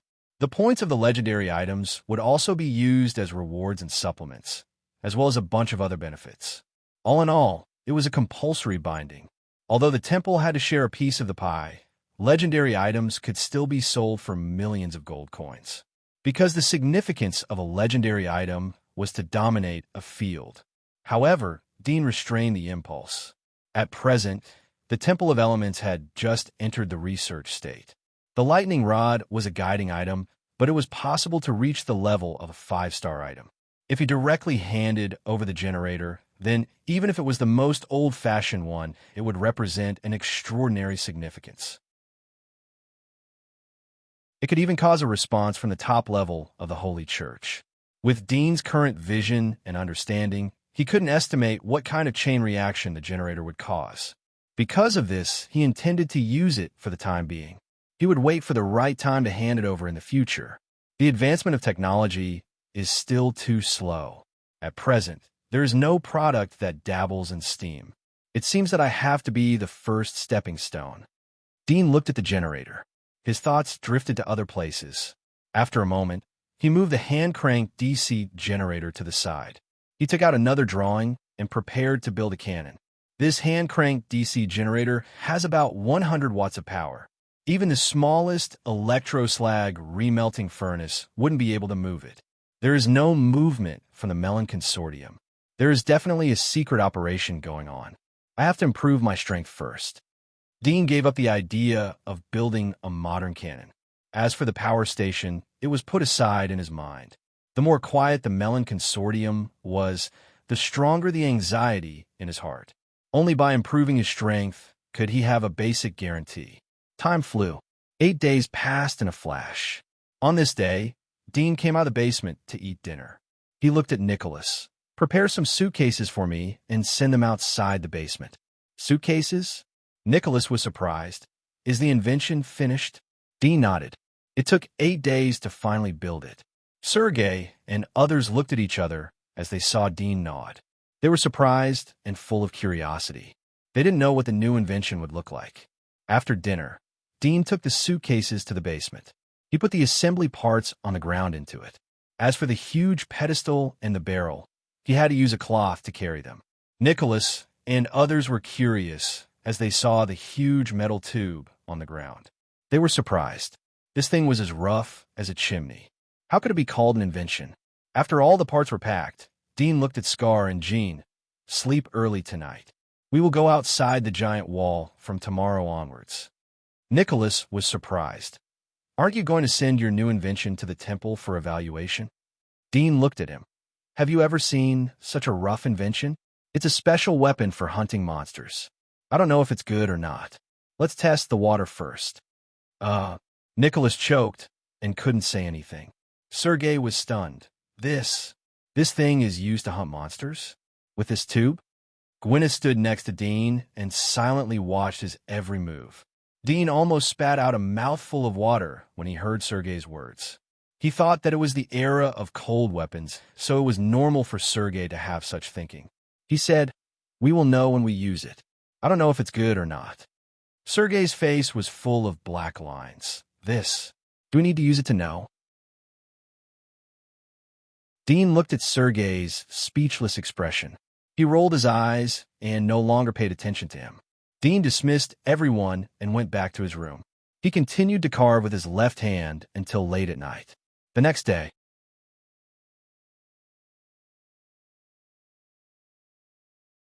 Chapter 280. Bacon and dry food have been prepared a few days ago. 5 portions have been packed. It should be enough to last us for half a month. Nicotine replied respectfully. Dean looked at him. From a butler's point of view, Nicotine was very qualified. He basically didn't need to worry about anything. Wake them up and gather in front of me in 5 minutes. Yes, sir, Nicholas said, and went upstairs. Dean came to the hall and checked whether there were any missing parts of the cannons in the suitcase. Scar, Jean, Sergei, and Gwyneth went downstairs in about 3 minutes. Although Didion was rarely strict with them and his attitude was relatively mild, but they were aware of his character. So they didn't dare to cross the line. Dean looked at the 4 of them. They had changed into the intermediate hunter suit that he had bought from the Temple of Elements a few days ago. This hunting suit was an exclusive product of the Temple of Elements. It was one of the few products that the Temple of Elements sold to the public. Other consortiums were prohibited from producing and selling them. They could only be bought in the underground black market. It's the first time for both of you to go outside the giant wall. Ask Scar and Sergei if you don't understand anything. Don't leave the team. Dean said to Gwyneth and Jean. Gwyneth nodded slightly. Jean was nervous and excited. Although he used to be a Knight of Light and never went outside the giant wall, but he had chatted with Scar in the prison. He knew a lot about the things outside the giant wall. He was afraid, but also yearning for it. Eat breakfast and get ready to go. Dean ordered. Nicholas asked the maid to serve breakfast. Everyone quickly finished eating and moved the suitcase containing the cannons and the barrel wrapped in linen to the carriage outside. Didion sat in the carriage and let Jean drive the carriage. Scar and the other 2 rode in front to lead the way. If anyone is looking for me, then refuse. Dean warned Nicotine, don't reveal my whereabouts. Nicotine respectfully complied. As he watched them leave the castle, the smile on Nicholas' face slowly disappeared, and the corners of his mouth curled into a sneer. The carriage reached a remote path. Didion saw that there was no one around, so he asked Jean to remove the Ryan family's flag from the carriage. Then they turned around and continued to move forward. After 2 or 3 hours, they gradually left the living area and came to the wilderness near the frontier fortress. As they were driving, Dean suddenly smelled several smells coming towards them. Other consortia? Dean was puzzled. Very soon, the smell appeared in his line of sight. It was a group of soldiers in military uniforms. They galloped on their horses and quickly caught up with them. However, the latter did not seem to be coming for them. They did not slow down at all and directly passed the carriage, heading for the fortress in front of them. Dean slowly put down the curtain. His eyes flashed. It seemed that the situation in the border fortress was more tense than what was reported in the newspaper. A moment later, everyone arrived at the fort. Dean could see that the number of soldiers in the fort was several times more than before. There was an extremely dense number of soldiers patrolling in the open space behind the fort. There were also soldiers who were drilling in the open space. Some of the soldiers were around the same age as Dean. They were 15 or 16 years old. Dean saw that the movements of the young soldiers were rusty. Their limbs were weak. It was obvious that they lacked exercise. They did not look like regular young soldiers trained in the military camp. Dean frowned as he thought about the forced conscription that he had heard before. Stop! Scar, Sergei, and Gwyneth, who were leading the way, were stopped by a soldier. This is the border fortress. Idlers, get out of the way. Dean opened the door and jumped out of the carriage. He took out his hunter medal and said, "We are hunters from the New World Consortium. We are here to hunt outside the giant wall. The soldier took the medal and looked at it. He looked at Sergei and others. What about you? Sergei snorted and took out his hunter medal from his inner armor. He threw it to the soldier. Look carefully. His original hunter medal had been confiscated. Dudian had asked Old Feline to make a replacement for him. Any consortium could apply to the temple to make a hunter medal. The soldier looked at it to confirm that there was no mistake. He looked at Scar and others. He retracted his eyes and walked towards Dean's carriage. Is there anyone else in the carriage? Dean replied, No, it's just some hunting tools. Let me see, the soldier indifferently said. Dudian shrugged his shoulders, indicating that it was casual. The soldier opened the back of the carriage and saw several suitcases and barrels wrapped in cloth. He checked, but didn't see any suspicious items. He turned back and looked at Dean. Are you going to use these things to hunt? Dean faintly smiled.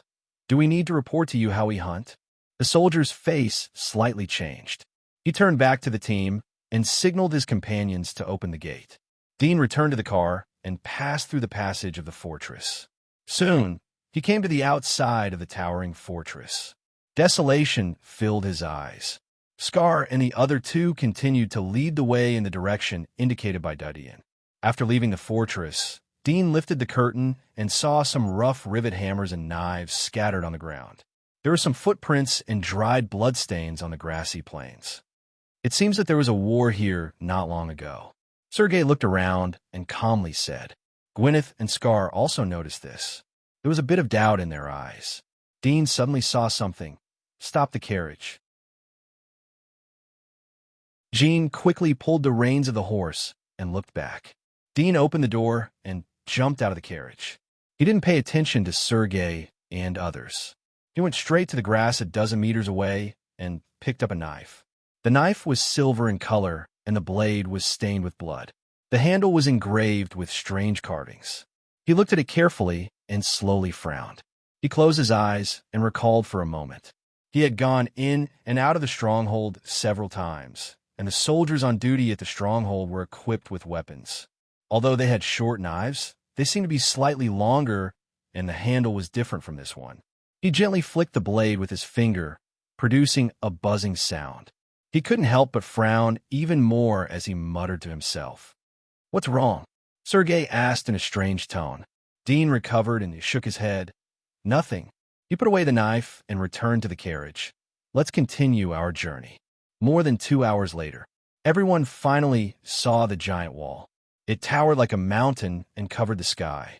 Dean jumped out of the carriage and saw 2 knights of light in front of the passage. He showed his hunter medal and opened the passage.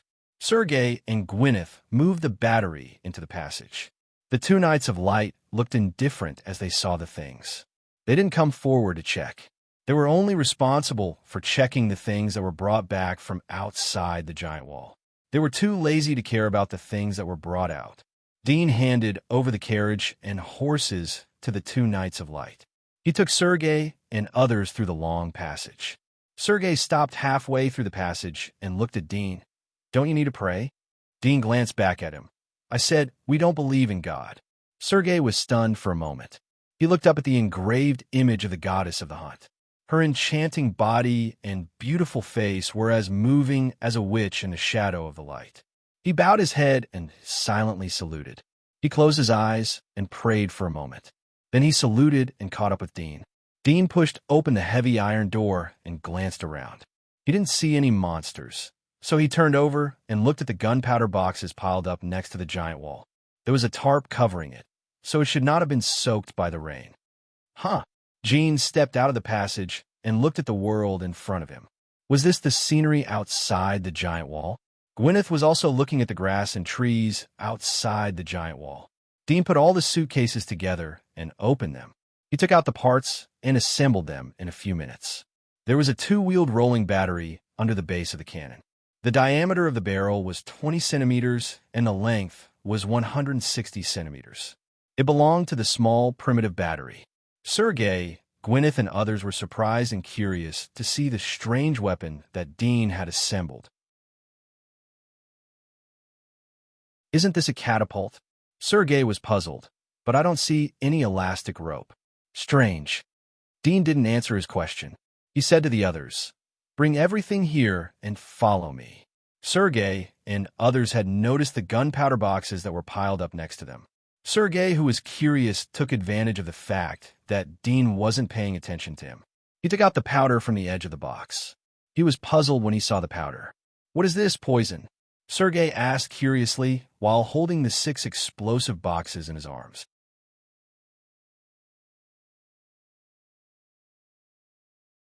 Chapter 281. Sergei's mouth twitched. He looked around. If I remember correctly, this passage.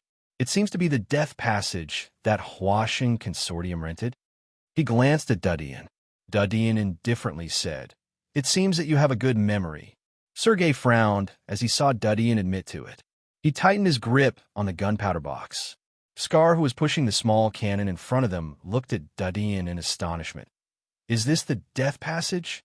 Gwyneth and Jean realized that the name wasn't a simple name. Their faces slightly changed as they looked at Dudian. Dudian indifferently said as he saw the surprised look on their faces, "Aren't you afraid of death when you are hunting outside the giant wall? Aren't you worried a bit too much?" Jean and Scar smiled, but didn't say anything. Gwyneth looked at Dudian. She saw that he didn't want to explain, so she moved her eyes away. Her other free hand quietly touched the hunting sword on her waist. After a moment, everyone came to a place 7 or 8 miles away from the giant wall. Dean took out the map. The carvings on it were extremely detailed. It covered the entire area outside the giant wall. There were 8 different emblems. Dean knew all of them. They were the emblems of the 6 consortiums, the military, and the last one was the emblem of the Ryan family. It was located in a small circle outside the wall of the death passage. The areas on the left and right sides of the passage were occupied by the Scott Consortium and the Green Consortium. They were divided into small areas with area codes ranging from 0 to more than 10 to 20. Only the area where he was standing was a gray area. It represented the uncleared areas. This was the map that the consortiums had reached after a long period of cooperation. It was a unified map that was updated to facilitate the identification of each other's areas. Dudian took out another map. This was the map that he had traded with the Huasheng Consortium. The paper was yellowed and rough. 10 years ago, the paper technology was very poor. The pencil lines were a bit blurred. The map was divided into 3 areas.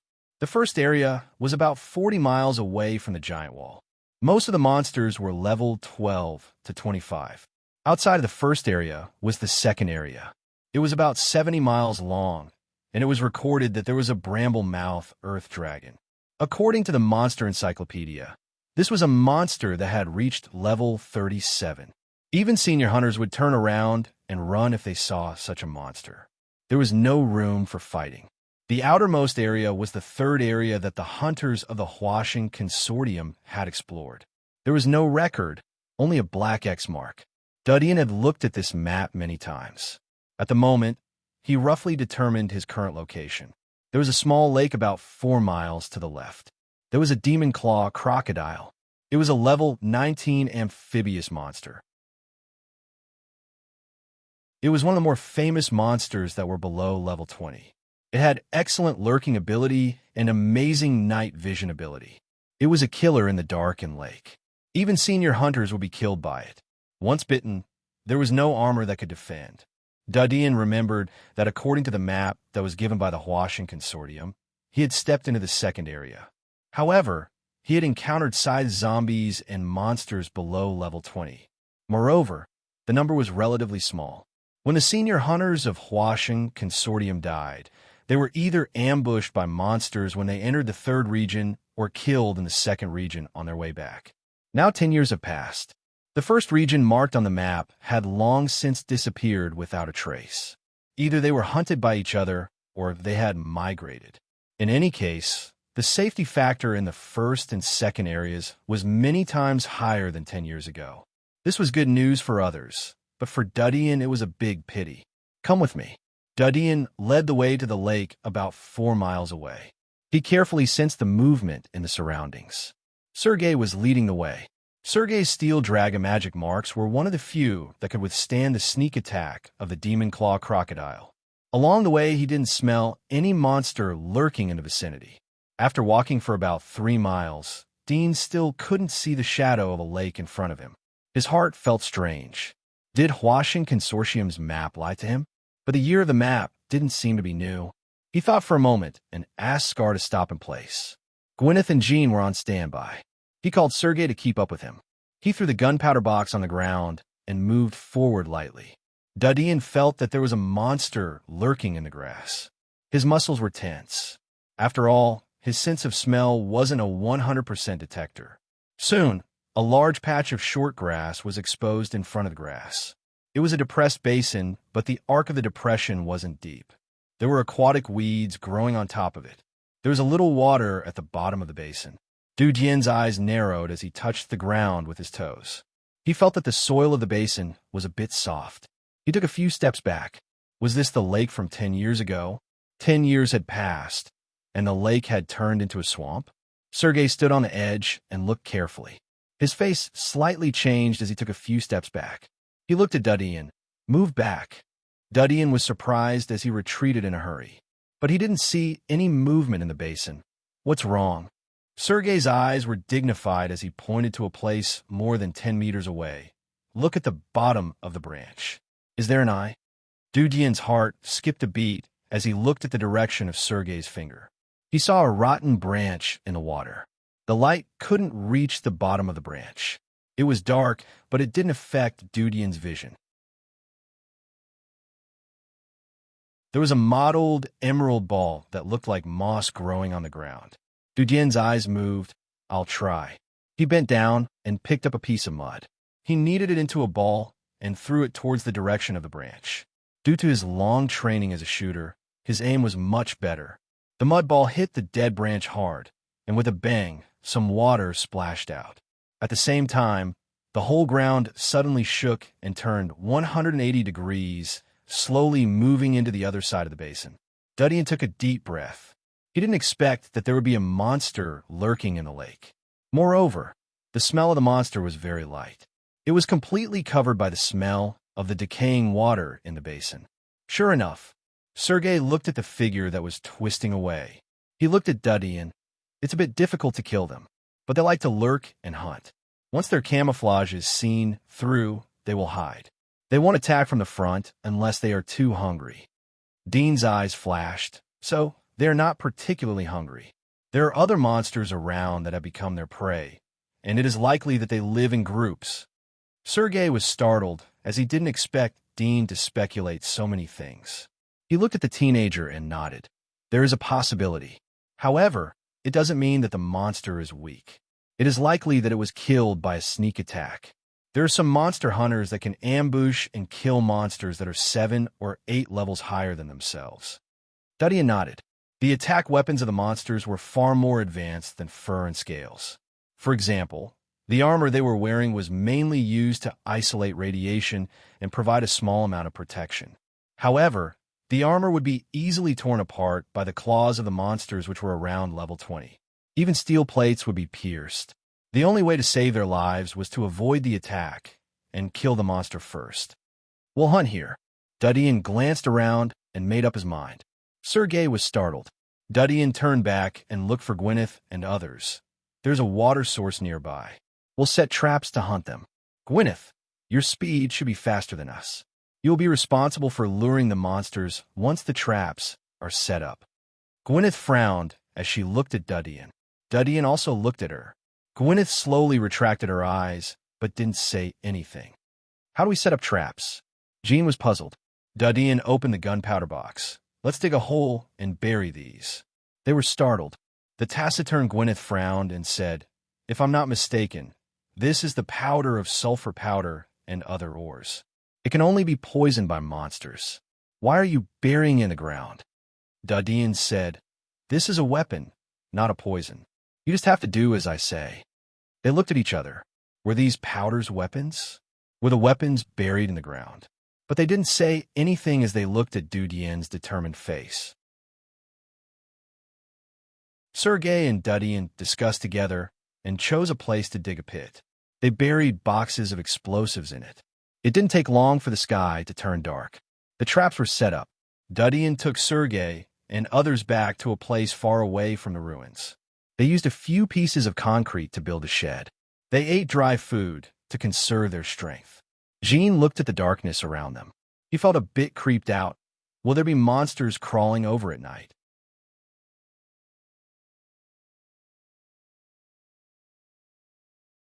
Chapter 282. Jin's face changed as he heard Dean's words. He was about to propose using flames to disperse the monsters, but he swallowed back his words. He turned his head and patrolled around to avoid the monsters from sneaking in. Black, you will be on duty tonight. Sergei and Gwyneth will have a task tomorrow. Have a good rest. Dean said. Scar nodded. He and Jean were at the bottom of the five. Even if Dean didn't say anything, he would have taken the initiative to invite them to patrol the night. Sergei and Gwyneth didn't say anything. They leaned against the wall and closed their eyes to rest. Dean also leaned against the concrete wall. His back rubbed a little, and the powder fell down. After 300 years, the solid concrete had been corroded by the endless rainstorm and extremely hot temperature. He couldn't help but think of the giant wall. According to the history books he had read in the library, the history of the giant wall could be traced back to 300 years ago. However, it was still standing today. He had to admire the construction technology and materials. The breeze caressed the weeds that grew in the ruins. The night breeze was slightly cold. It was accompanied by a faint fishy smell and the smell of plant juice. The five of them sat in the darkness to rest. Jean was leaning against the shallow water. He pulled out his sword and held it tightly in his arms in case of a sudden danger. Scar's expression was dignified as he patrolled the surroundings. He used his vision and hearing to the extreme to feel all the movements in the surroundings. With the help of the faint starlight, he could see the weeds fluttering in the night wind. It was like a demon dancing in the darkness. It was full of dangerous feeling. The tense night passed in a blink of an eye. Dean, Sergei, and the others slept until dawn. They didn't encounter any monsters during the night. Of course, it wasn't entirely because of their good luck. Dean had chosen the location based on his sense of smell. They were far away from the monsters, so they could avoid the possibility of encountering them. Dean woke up when the sky was bright. He saw Scar sitting outside the stone shed and looking around. He didn't look tired at all. He took out dry food and water to eat. At the same time, he woke up Sergei, Gwyneth, and Jean. Scar was relieved when he saw Dean wake up. Why didn't you sleep for a while? I'm used to it. Gwyneth, Jean, and Sergei woke up and ate their dry food. Sergei recovered their spirits after Dudian finished his food. Let's go. Dean carried the dry food bag and led the way. Soon, the five of them returned to the location of the small cannon. The cannon was still isolated in the grass, undamaged by the monsters, and there were no footprints. Dudian looked at Sergei. You have a lot of experience. Do you know how to lure the monster? If it was not necessary, he did not intend to expose his magic mark ability in front of them. Although they would be able to find out what kind of magic mark he had in the future, time could determine many things. Sergei shrugged and said, to put it bluntly, these monsters are no different from beasts. They are just crazier than beasts. It's very easy to lure them. Sound, smell, everything can be lured. Of course, if you know what monsters are nearby and what they like, then it would be even easier. But our team doesn't have any perception magic marks, so we can only rely on the most primitive method. Dudian nodded. The efficiency is too slow if we use sound. Let's use the smell of blood. Do you remember the monster we saw yesterday? Let's kill it first and use its blood to lure other monsters. Sergei spread out his hands. It's not that easy to lure those monsters out. They know where their slaughterhouse is, so they won't come out easily. Moreover, most of these monsters aren't good at physical work. Their endurance is very poor. They only rely on one hit to hunt. So even if you provoke them on the shore, they won't come out to fight with you. If it doesn't come out, then we will force it out. Dudian looked at Gwyneth. You wait here. I'll go with Sergei. Gwyneth, if there is any movement, remember to protect both of them. If you can't cope, then escape to the exit and wait for us there. Gwyneth looked at him and silently nodded. Sergei saw that Duddy and didn't give up. He sighed, "Why do I have to provoke such a troublesome thing? I hate hunting these things that drill in the soil." He complained and helplessly followed Duddy in. After a moment, both of them returned to the swamp basin from yesterday. Dean's eyes scanned the swamp covered with aquatic plants. These aquatic plants were extremely dense. At first glance, he thought that the front was flat ground. Fortunately, there were no weeds growing on it. Otherwise, it would be easy to stray into the surrounding grass. "How?" Sergei looked at Dudian. "You are a senior hunter. Why are you asking me?" Dudian glanced at him. Sergei said in a bad tone, "Anyway, I don't want to provoke such troublesome monsters. It's too dangerous." Dudian didn't pay any more attention to him. He pulled out his bow, an arrow. He looked at the basin for a few times. He held the bow in his left hand and the arrow in his right hand. He aimed at a place and shot the arrow. With a pu sound, the arrow sunk into his palm and suddenly stopped. At the same time, an extremely low roar suddenly came from inside. Immediately after, the water plants on the surface suddenly twisted, slightly swayed a few times, and then became still again. Only that arrow sunk into the water and disappeared. Dudian could clearly see a huge silhouette emerging from above. It was about 10 meters in length. Its appearance was similar to the crocodiles from the old era. 10 years ago, there was a magic claw crocodile living in this place. Now the monster he saw was most likely a magic claw crocodile. Sergei looked at the movement inside. It's useless. If you attack it, it will feel pain and drill deeper. Have you seen an assassin that has exposed its figure? Will it roar and rush towards you? Sergei said indifferently, "It's useless." Dudian didn't speak. His eyes looked around and soon shot the arrow again. There was another low roar. The arrow was nailed to the surface of the soil. However, it sank into the soil as if it was dragged into the soil. Sergei sneered as he saw that Dudian didn't give up. He didn't speak, but glanced around. His brows gradually wrinkled. Dean stood on the edge and shot from time to time. Elite arrows were shot into the swamp. Some were directly submerged into the mud, indicating that the arrows missed. Some were shot into the mud, and suddenly he could see the movement inside. Dudian's expression became more and more dignified. He didn't expect the number of monsters in the swamp basin to be more than he had imagined. There were at least 20 of them. "It seems that we should change the first batch of hunting targets." Dudian put away his bow and arrows. When Sergei heard this, his eyebrows twitched and said, "You want to hunt them down? Are you kidding me? You can't even lure one of them out. Not to mention there are so many of them inside. If they all rush out, even on land, the few of us won't be enough for them to eat. I can't exert too much power right now. Who told you not to remove the steel nails for me? Otherwise, when I recover to my peak, I can easily kill these little things with my bare hands."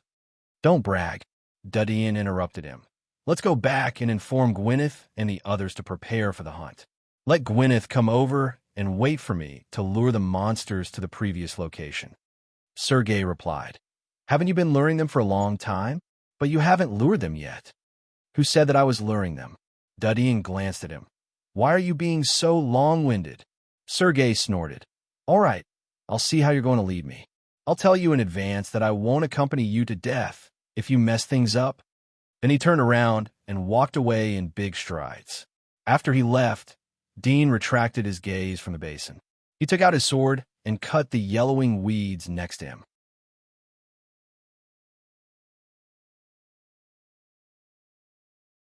Chapter 283. The long sword was extremely sharp. It cut the weeds like the autumn wind sweeping away the fallen leaves. After a moment, the weeds in the surrounding hundreds of meters were cut off. Some small trees and strange vines were also cut off. Dean threw the weeds and branches into the basin swamp and scattered them on the wetland. At this time, Gwyneth rushed over and saw that the surroundings were empty. Her eyes suddenly fell on the basin swamp in front of her. "I heard from him that you want to lure the monsters here." Dean nodded slightly. "When they come out, take them to the agreed place yesterday and act according to the plan."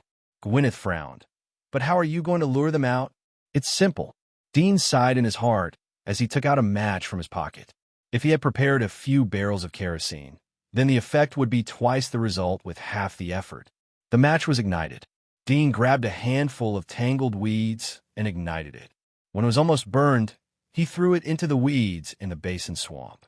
Soon, the flames spread rapidly among the weeds. It spread to the surrounding places where the weeds were spread. The fire burned, and the heat rolled up. Black smoke billowed. Gwyneth was startled. Dean stared at the basin swamp. Suddenly, his eyes turned cold as he whispered, "They are coming out." He reminded Gwyneth and turned to run. Gwyneth's face changed as she stared at the basin swamp. She saw one of the places where the fire was burning suddenly bulged, and a terrifying bloody mouth emerged from it. Its fangs were as sharp as iron nails. It bit the burning weeds, and the mud splashed around, extinguishing the surrounding flames. Gwyneth's heart turned cold as she saw the 10 meters long shadow. She didn't expect that the hunters she hunted would fight against such ferocious monsters. No wonder they were as cunning and cruel as foxes. She bent down to pick up the mud and threw it towards the monster. Her muscles were tense as she was ready to escape. Roar! Roar! While the fire was burning, 7 or 8 black shadows rushed out of the basin one after another. They roared and rushed into the flames. They were excited by the blazing flames. The giant monster at the edge of the basin suddenly looked at Gwyneth, who was on the shore with its cold amber eyes, and suddenly swam towards her. Gwyneth didn't have any experience in hunting monsters. All the skills she had learned were aimed at human hunters. She didn't have the slightest intention to fight them. On a hill, the surroundings were overgrown with weeds. Several moss-corroded buildings were crushed by vines. Jean, Scar, and Sergei were standing on the hill and looking into the distance. Sergei's face changed as he heard the faint roar of the monster. He didn't expect Dean to have a way to lure the monster out of the quagmire. His eyes lit up as he looked at Jean and Scar. He will be back soon. Get ready. Jean and Scar were startled. Although they didn't know how Dean judged, but they knew that the other side wouldn't tease them in such an occasion. They left the fort and went to a high slope of a nearby hill. There were several boulders with a diameter of about 4 meters. They were real boulders and not concrete blocks that were removed from the ruins. Whoosh! Dean rushed out from the grass. He'll be back soon.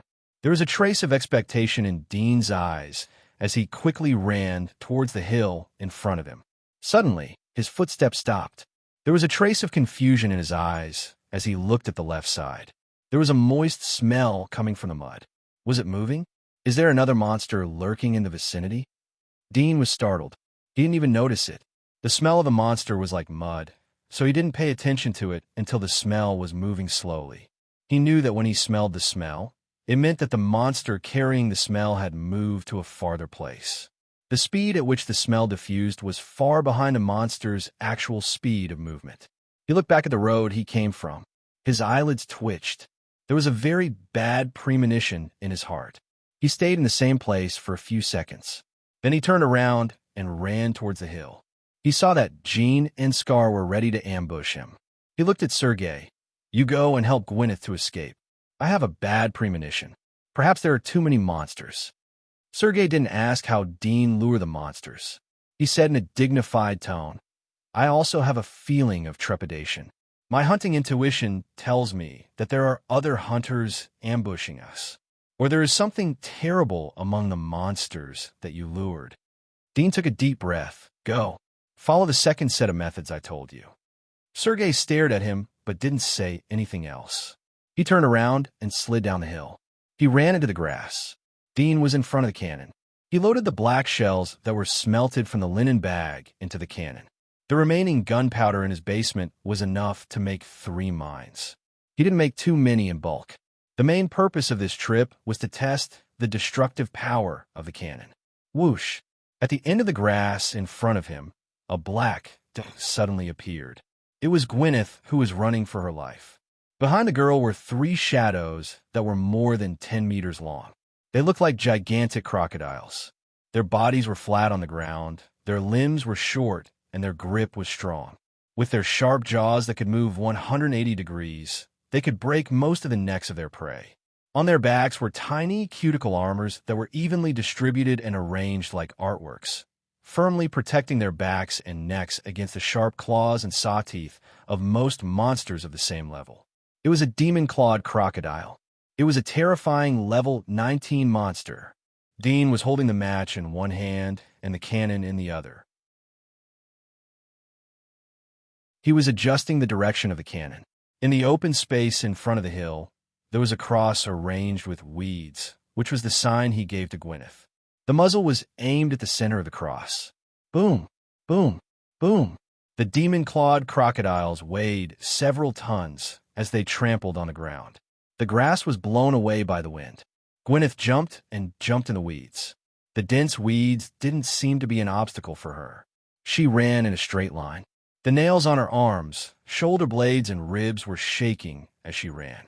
They rubbed against the soft velvet of the hunter's armor. Soon, Gwyneth ran to the open street in front of the hill. The asphalt street had long been cracked and uneven. Gwyneth's eyes quickly found a cross made of weeds in front of the open space. Her sweaty face flashed a trace of determination, and she struggled to run over. Dean lit the cannon and adjusted the direction of the muzzle. He aimed at the 3 demon-clawed crocodiles behind Gwyneth. The muzzle slowly moved along with their bodies. Bang! The muzzle suddenly exploded, and the deafening sound suddenly and violently rang in everyone's ears, causing the ground under the base of the cannon to cave in. Flames flashed from the muzzle, and a black shell that was emitting thick smoke broke through the air, falling in an arc, and smashed into the shoulder of the second demon-clawed crocodile. With a bang, the sound of an explosion suddenly rang out. The cannonball, which had been filled up, exploded with a loud bang. Boom! The body of the second demon-clawed crocodile was lifted by an invisible force. It flipped over twice and rolled to the side of the ground. The third demon-clawed crocodile that was behind it stumbled and rolled to the side. Although the first demon-clawed crocodile was in the lead, its tail was also affected by the explosion. Its high-speed running body suddenly fell down, but it quickly climbed up.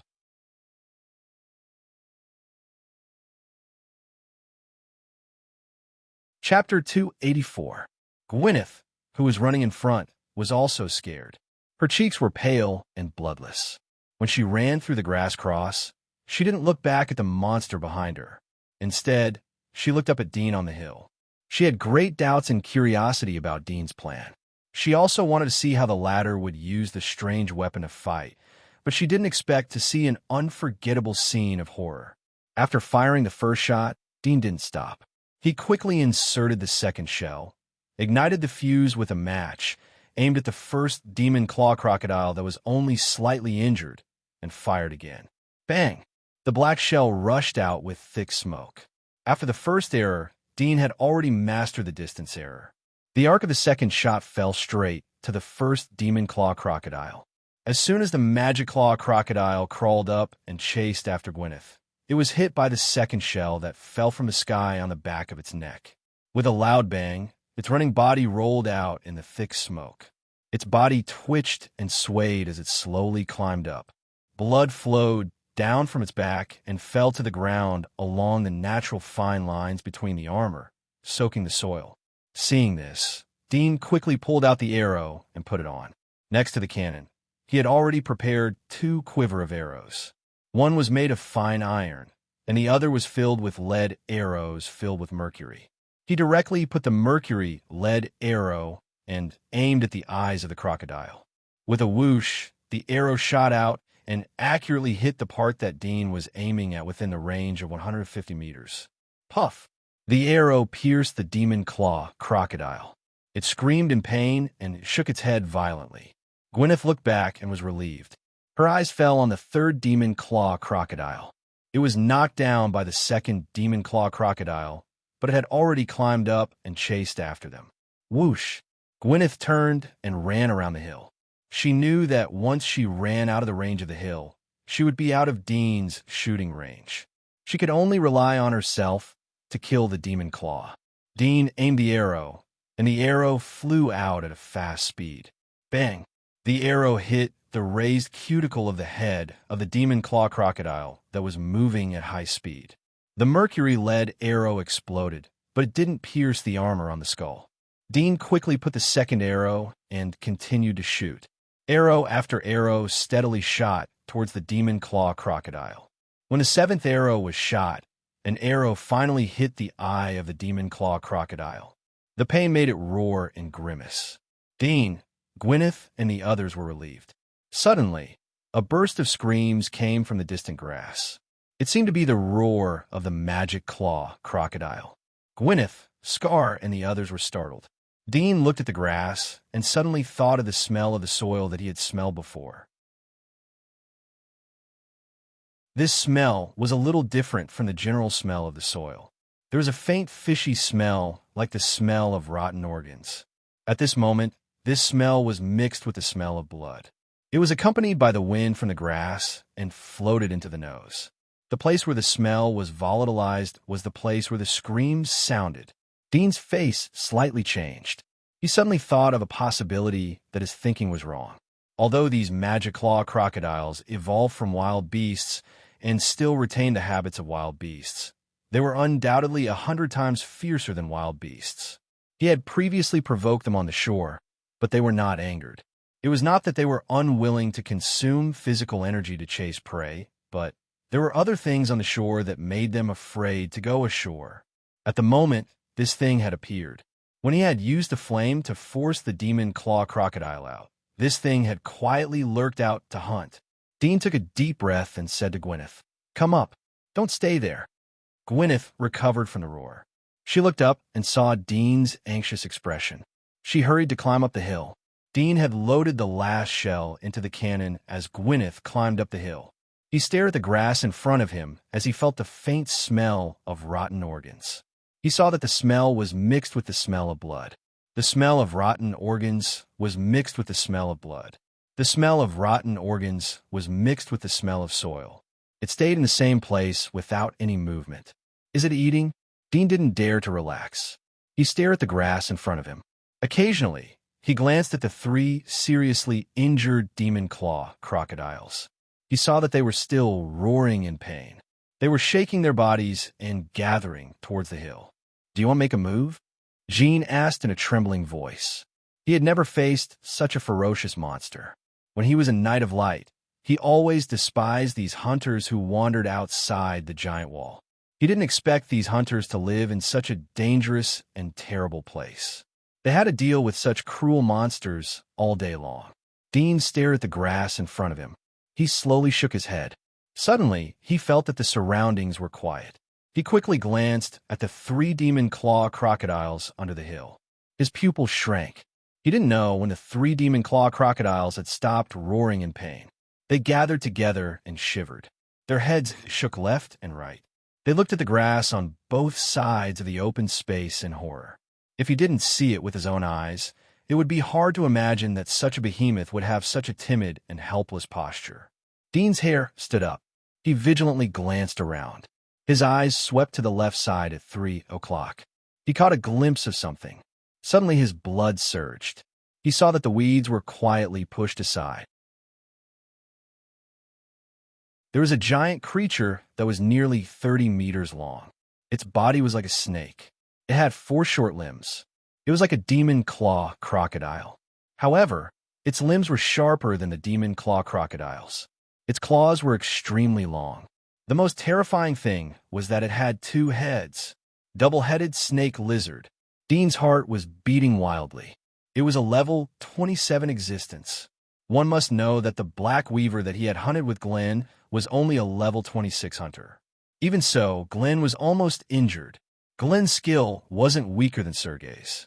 Even if Sergei's body was fully healed, he may not be Glenn's opponent. After all, he had been in prison for several years.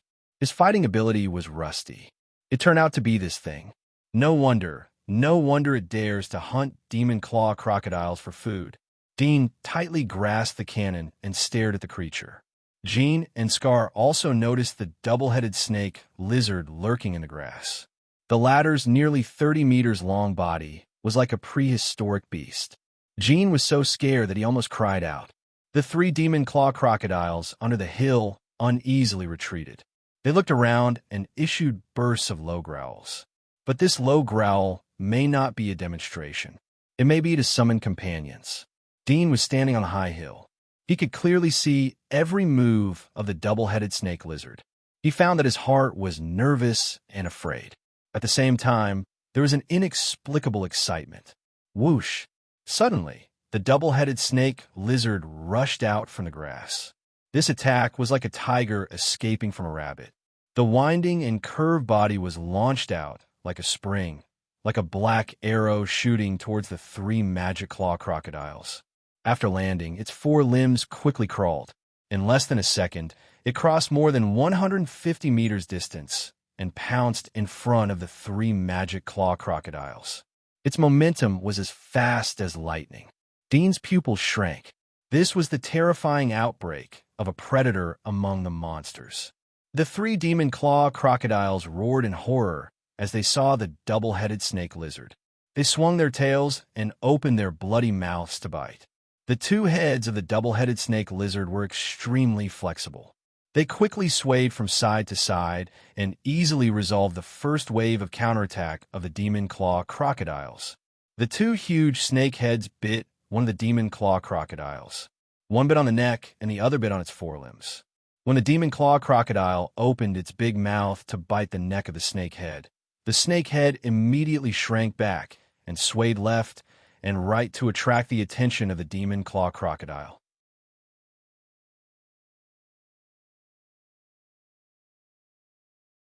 Chapter 285. Seeing that the demon-clawed crocodile was about to be pulled into the arms of the twin-headed snake lizard, a scene that surprised Dean and others appeared. The other two demon-clawed crocodiles did not choose to take the opportunity to turn around and run away. Instead, they brazenly pounced on the twin-headed snake lizard, attacking the snakehead that was biting the demon-clawed crocodile, forcing it to loosen its bite. Even if it was a level 27 twin-headed snake lizard, it did not dare to be bitten by the demon-clawed crocodile. This did not mean that the demon-clawed crocodile could bite it to death, but an excellent hunter must learn to hunt with the least amount of damage, so as to ensure that they could survive longer. In the face of three united demon-clawed crocodiles, the twin-headed snake lizard's two heads looked down, flicking out its pink tongue. After a brief confrontation for a few seconds, it pounced on the previous demon-clawed crocodile. The demon-clawed crocodile had just saved its life from the snake's mouth. Seeing two snake heads pouncing over, it hurriedly opened its mouth to bite one of the snake heads. However, this snake head was extremely flexible. The moment it pounced out, it suddenly turned in an arc and bit the forelimb of the demon-clawed crocodile. In the snakehead's mouth were not two sharp fangs, but a row of dense and sharp teeth. After biting the demon-clawed crocodile's forelimb, it fiercely pulled it back.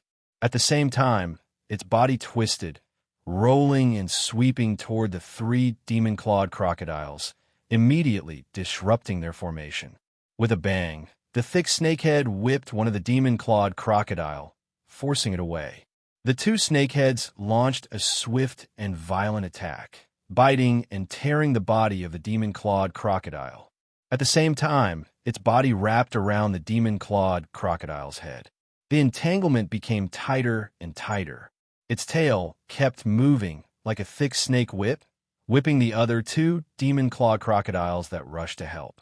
When the entangled demon-clawed crocodile gradually fell into its meandering body, one of the snakeheads raised, hostile to the other two demon-clawed crocodiles.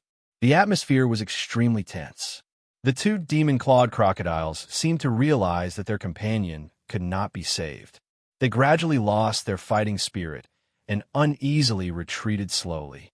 On the hill, Dean and others were shocked as they witnessed the primitive monster hunt.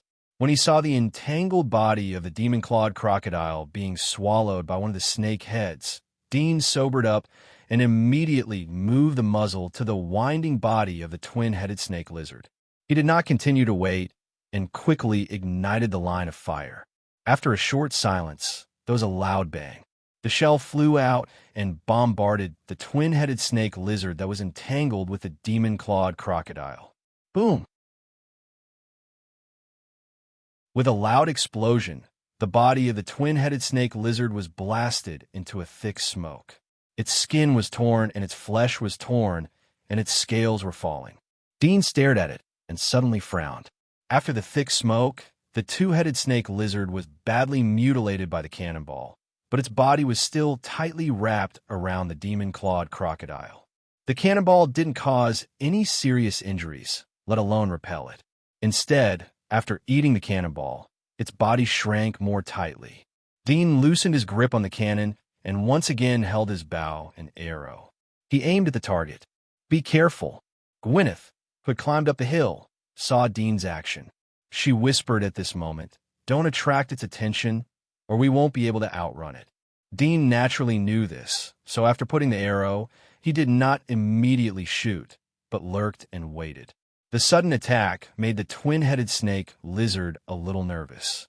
The two demon-clawed crocodiles that were confronting the twin-headed snake lizard were also a little scared. The violent sound reminded them of the pain in their bodies, and they subconsciously moved further away from the twin-headed snake lizard. The twin-headed snake lizard looked up and quickly found Dean and others on the hill. However, the smell and body shape of these four little people with very little heat didn't attract its attention. After a round of inspection, its eyes fell on the two demon-clawed crocodiles in front of it again. Its tightened body suddenly loosened, and it rushed toward one of the demon-clawed crocodiles. Its attack was extremely abrupt. With the attack of its body, the previously entangled demon-clawed crocodile fell to the ground, raising a lot of dust, but it was motionless. Roar! The demon-clawed crocodile felt the danger and roared in horror, but soon the twin-headed snake lizard got close to it. Dean saw the opportunity and shot an arrow. Whoosh! The arrow flew away. An array of silver light nailed the flesh of the twin-headed snake lizard that was previously injured by the explosion. Without the protection of the scales, the arrow easily pierced through. The twin-headed snake lizard screamed in pain, but its offensive didn't stop. The two snake heads shook, and soon the struggling and roaring demon-clawed crocodile was entangled. Its body continued to roll on the ground, sweeping away the other demon-clawed crocodile that was ready to pounce on it. Dean seized the opportunity and quickly shot an arrow. In less than 3 seconds, he had shot out 8 arrows. All of them hit their targets, but 2 of them didn't hit the injured area. Instead, they hit other parts of the body and were easily blocked by the scales. 6 arrows pierced, and the twin-headed snake lizard howled in pain. It wrapped the demon-clawed crocodile more tightly, as if the sound of bones breaking could be heard. Although the extremely hard natural armor of the demon-clawed crocodile could resist heart attacks, it was difficult to bear the squeezing force of the entanglement. Soon blood flowed out of its mouth and eye sockets. The demon-clawed crocodile that was swept away by the twin-headed snake lizard crawled up, but didn't pounce on it again. Instead, it turned around and fled. The twin-headed snake lizard stared at the direction of its escape and didn't chase. Dean looked at the huge battlefield and suddenly knew that the next battle was between them and this monster. He immediately shouted to Jean and Scar, "Look at my gesture! Get ready to fight." Jean and Scar hadn't fought yet, but their whole body was drenched in sweat, soaking through their armor. Hearing Dean's words, their beating hearts calmed down a little. They took a deep breath and put their hands on the boulder. Dean quickly shot an arrow. At this moment, there was no demon-clawed crocodile as a knight to attract the attention of the twin-headed snake lizard. He could only rely on the prearranged traps and geographical advantages to fight. He didn't flinch. Whoosh, whoosh, whoosh. The arrows pierced through the wind, and in the blink of an eye, they were 100 meters away. Feeling the danger, the twin-headed snake lizard twisted its body and curled up on the ground, covering the previously injured part. With a tinkling sound, the arrows hit its head and body, creating some sparks and bouncing off.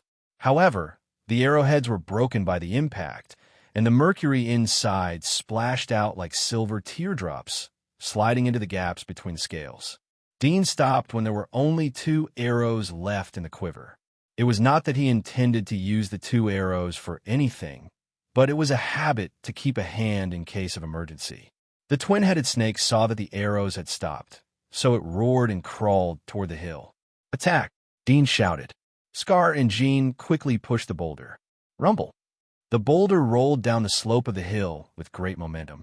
The twin-headed snake lizard saw the boulder rolling over, so it twisted its body very flexibly and narrowly escaped from the boulder.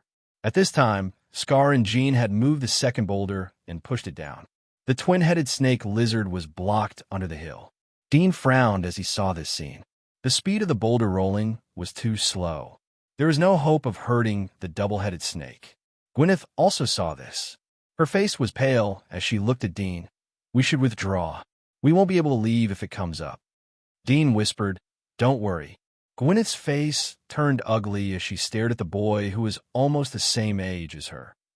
"Do you have any other way? It's not something we can fight against." Dean didn't speak as he stared at the twin-headed snake lizard under the hill, for boulders were quickly pushed down.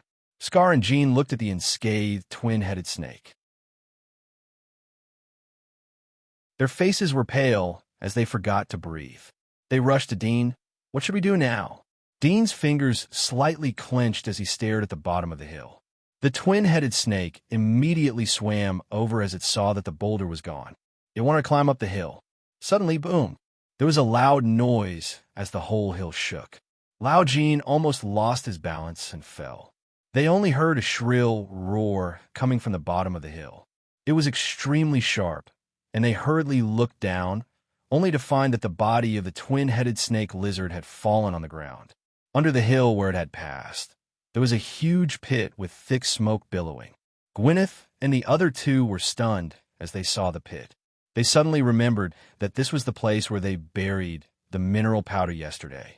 Dean frowned and glanced at the twin-headed snake lizard's whole body. He saw that in the middle of its 4 claws, there was a huge hole in its abdomen, which was bleeding. However, this hole could only be regarded as a serious injury compared to the size of its whole body. "It would be much easier to hunt if I had a catapult," Dean thought in his heart, but he didn't have such tools at the moment. He looked at Gwyneth. "Prepare fire attack." Gwyneth was startled as she saw the twin-headed snake get seriously injured. She heard Dean's words and thought of the plan to force the monsters out of the basin. She immediately understood and left. Sergei ran up from the back of the hill after she left. He looked at Dean in excitement. "It's incredible. It's just a small fire, but it's able to erupt with such terrifying power." Dean smiled. The lead of the black gunpowder buried in the ground had been extended to other places. It was the primitive use of landmines in the early days of the birth of the Black Fire. He said, "It's injured. We just have to kill it. Don't let its wound heal." Sergei nodded. He suddenly thought of something. The smell of blood should attract some interested prey. "We have to finish it quickly, or else." Dean's eyes narrowed. It was very difficult to kill the twin-headed snake with current strategies and tools. He said, "Cooperate with Gwyneth and use fire to hunt it." Sergei's eyes lit up. "Fire attack? Good idea."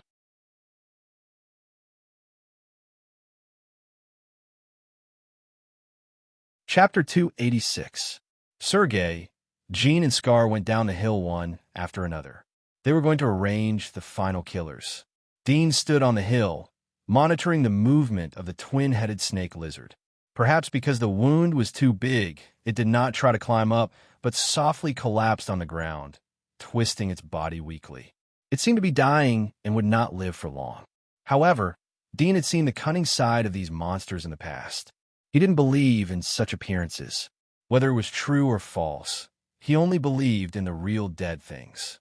Very soon, a cluster of flames suddenly ignited in the weeds surrounding the open space. In the dense grass, this cluster of flames had just appeared, and it quickly spread to the surroundings like a prairie fire. The fire spread at an astonishing speed, and black smoke billowed, covering the sky above the prairie. The blazing heat wave swept over from the burning prairie, and the smell of ashes could be faintly smelled in the air. The surrounding open space under the hill was instantly turned into a sea of fire. The twin-headed snake seemed to be afraid of fire as it shrank its body. Dean saw the squirming of its body. He was convinced that the injury wasn't as serious as it looked. He pulled out the iron arrow and aimed at its eyes. Whoosh! The arrows fell like rain. The twin-headed snake's head swayed from side to side to avoid the arrows. Many arrows hit the protruding cuticle on its head, but were resisted. They didn't cause any damage. In the blink of an eye, more than a dozen arrows were shot, but none of them penetrated its body. All of them were blocked by the scales. Dean's face was gloomy. His arrows were powerful enough to leave a dent on the steel plate within 100 meters. But they didn't leave a scar on the scales of the twin-headed snake. It showed how hard the structure of the scales was and how delicate the internal particle distribution was. No wonder the bodies of the monsters are collected. Some of the monsters' limbs can be made into perfect weapons. They're stronger than the materials made by humans. Moreover, they are pure natural. Dean put away the longbow and turned to the bottom of the hill. He found 2 boulders and pushed them to the top of the hill. Looking at the twin-headed snake lizard that was still entrenched below, he immediately threw the boulders toward it. Whoosh! The boulder fell like the wind. The twin-headed snake lizard's entrenched body was suddenly shocked, and it hurriedly moved, narrowly avoiding the falling point of the boulder. However, its tail was crushed by the subsequent rolling, and the snake body swayed in pain, sweeping the boulder into the sea of fire and weeds outside the open space. Dean continued to lift the boulder and throw it. At this time, he deeply felt the lack of tools. People could fight with the sky, the earth, and the beasts. They relied on tools, and tools were the crystallization of human wisdom. It was the unique strength of human beings. Whoosh! The second boulder was thrown, and the twin-headed snake lizard twisted its body to avoid it again. Sergei and others returned to the hill. Dudeen asked Gwyneth and Sergei to find boulders to throw. Facing a level 27 monster, even if it was heavily injured, it would be extremely risky for him to engage in melee combat. If he would be dragged down by it before it died, it would be too much of a loss. Gwyneth and Sergei heard Dudeen's words and immediately agreed. At the same time, they secretly cursed him for being cunning. Gwyneth and Sergei joined the team. Dudeen and the 2 of them lifted the boulder and threw it. 3 boulders fell at the same time.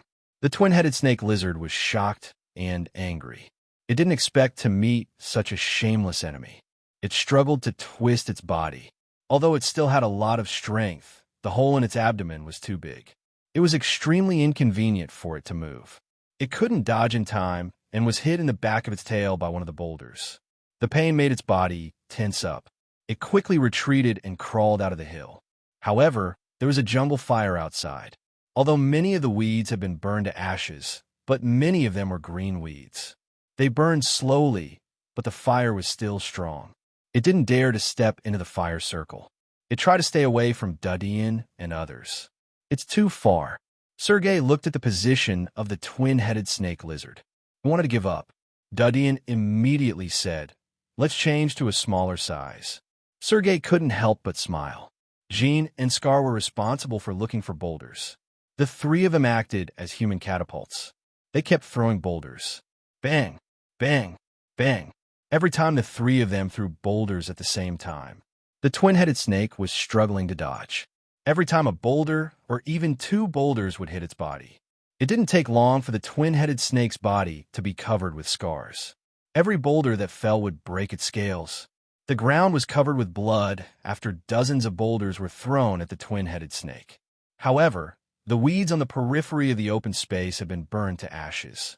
The temperature was relatively hot, but the flames were extinguished. The twin-headed snake lizard immediately shrank into these burning weeds.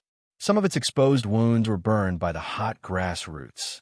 It was so painful that it writhed uncomfortably. Dudeen looked at Sergei and Gwyneth as he saw the twin-headed snake run further and further away. "Get ready. We have to fight in close combat." Gwyneth and Sergei were shocked. Although the twin-headed snake was seriously injured by the boulders, its terrifying body still had a strong momentum.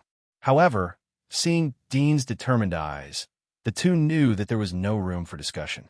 Their eyes flashed, and they silently agreed.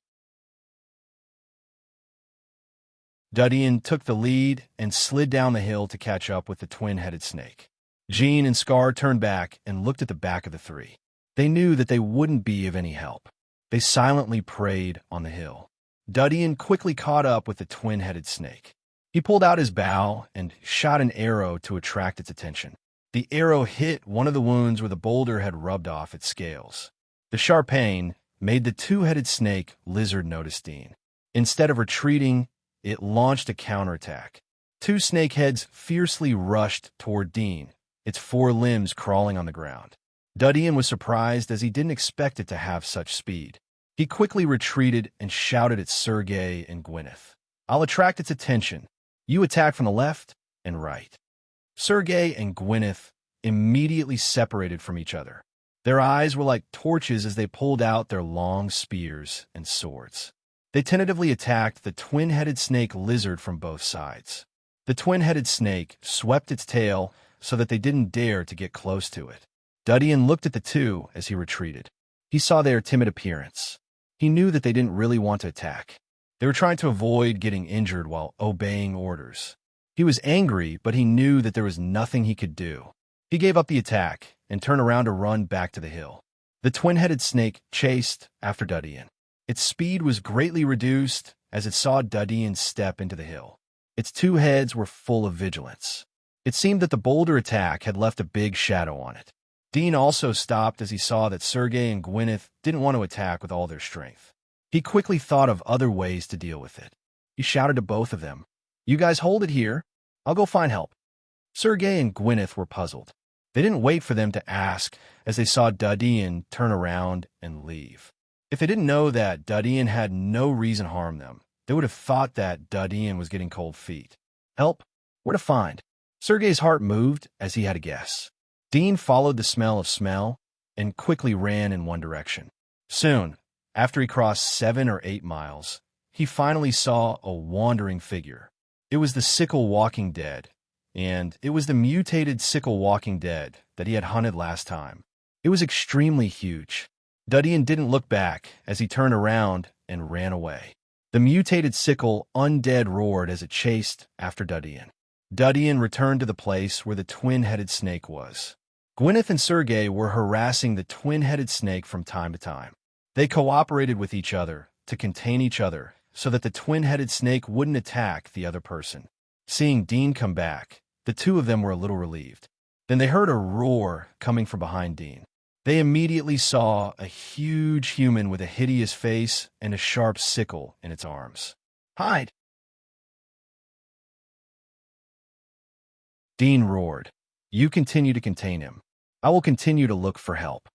Gwyneth and Sergei, who were retreating, were stunned as they heard Dudian's words. They didn't know whether to laugh or cry. Although it was a very simple method, it didn't mean that it was ineffective. In such a crisis, no one would think of such a method. Even if they thought of it, they wouldn't have the courage to do it. After all, they couldn't deal with one monster. How could they attract other monsters? Dean ran to the double-headed snake lizard and immediately went to the nearby ash grasses. He shook off the sickle undead and ran straight to the back of the double-headed snake lizard. The route was like a C shape, and in the middle of the C was the double-headed snake lizard.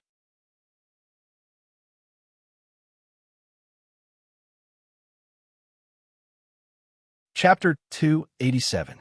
Dudian left the place without looking back. According to the smell of the monster, he continued to look for the next monster. Time passed by. Dudian ran back and forth. In the blink of an eye, he had attracted 6 nearby sickle zombies. Whenever he came to the front of the double-headed snake lizard, he saw that the sickle walking dead that was attracted had fallen to the ground. Its body was bitten off, leaving only its lower body. Some even disappeared directly. They were swallowed by this behemoth. He secretly felt sorry and distressed that the cold crystal in the head of the walking dead was lost like this. In addition to the sickle zombies, Dudian tried to lure other monsters. He ran over and observed from afar. He confirmed that it wasn't a monster that he couldn't handle. Then he lured the monsters to the front of the double-headed snake lizard. Sickle zombies, spider worms, forest bloodwolves, Dudian lured monsters back. The highest level of monster wasn't more than level 20. The young lizard was the highest level monster. It was rated as level 18 in the Monster Atlas. It lived in the swamp.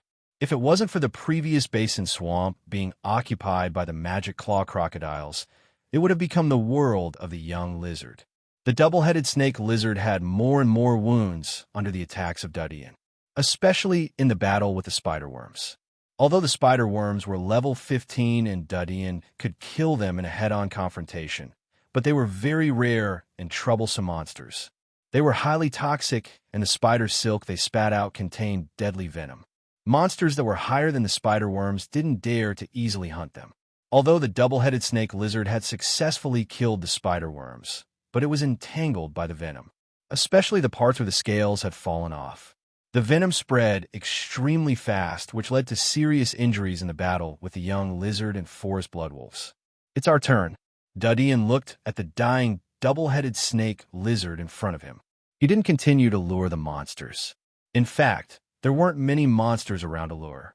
He had to walk a long distance to lure the wind dog. Moreover, the double-headed snake lizard had gone through a series of battles, so it was very weak. Even if it had the power to fight back, Dudian believed that he, Sergei, and Gwyneth would be able to kill it.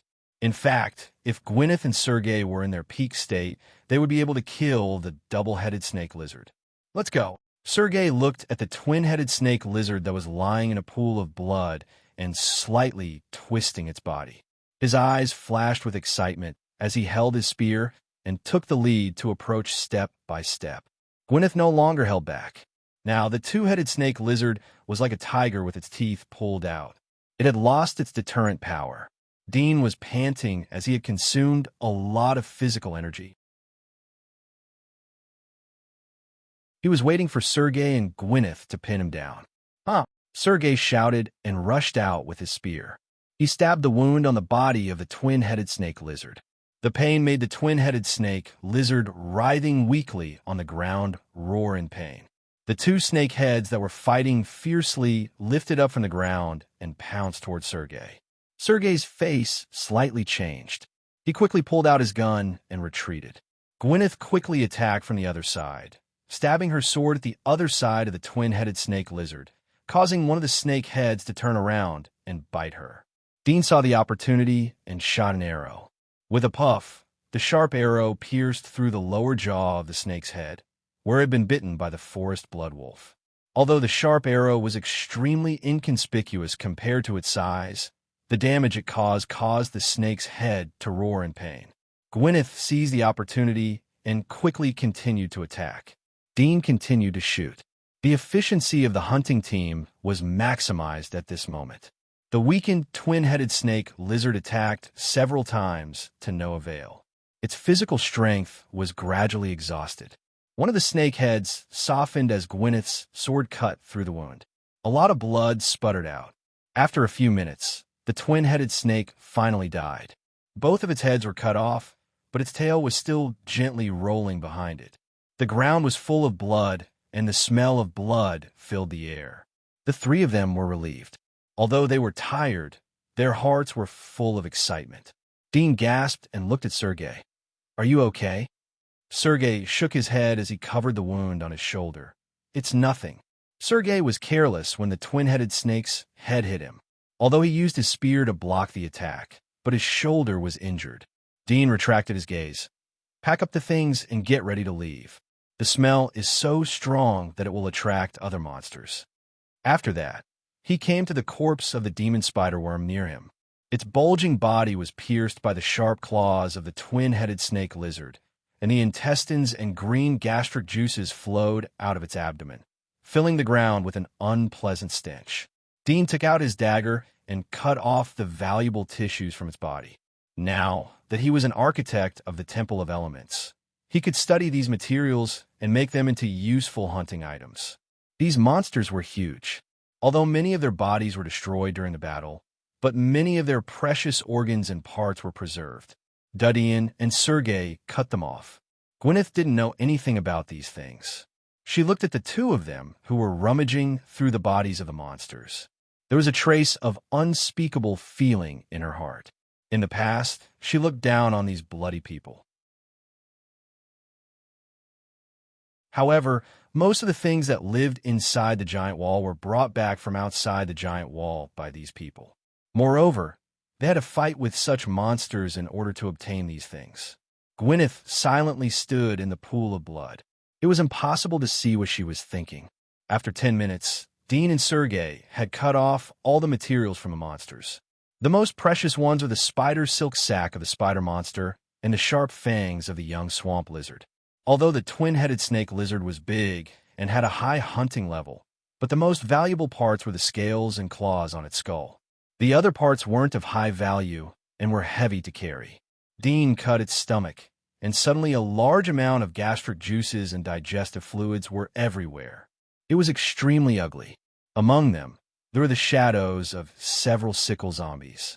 Their skin had been burned by the gastric juices and was mottled like rotten and rusty iron. Dean endured the strange smell as he fished out their bodies.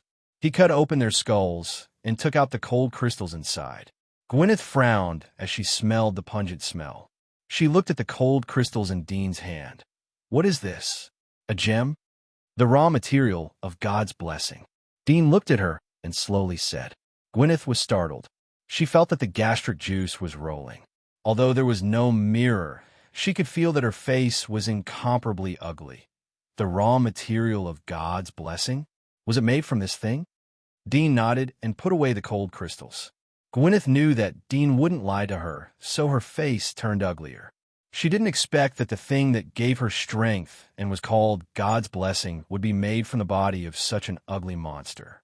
It felt like a perfect gold item was desecrated by a dirty and ugly black object. However, she wasn't an innocent little girl after spending time in prison. Although it was hard to accept, but she wouldn't doubt the truth of the matter. Dean gathered all the items together and was ready to go back to get the storage bag. Suddenly, he heard footsteps. He looked back and saw the blonde Jean running towards him. His face was full of panic. Dean's heart skipped a beat as he rushed over. What's the matter? Jean shouted in panic. Dean, it's not good. Blackie was dragged away by something.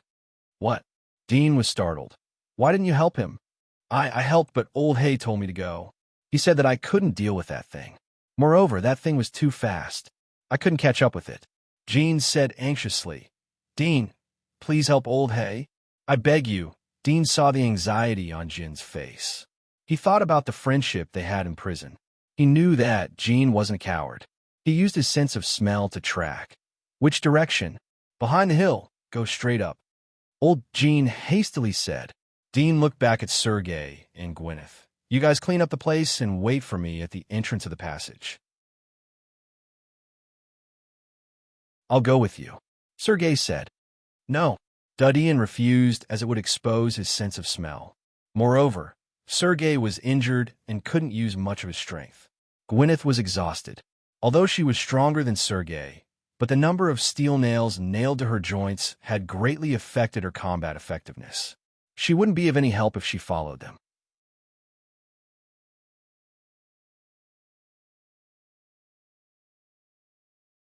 Chapter 288. Whoosh! The whistling wind passed through his ears. Dean sprinted all the way like a gecko up the hill, following the direction of the smell.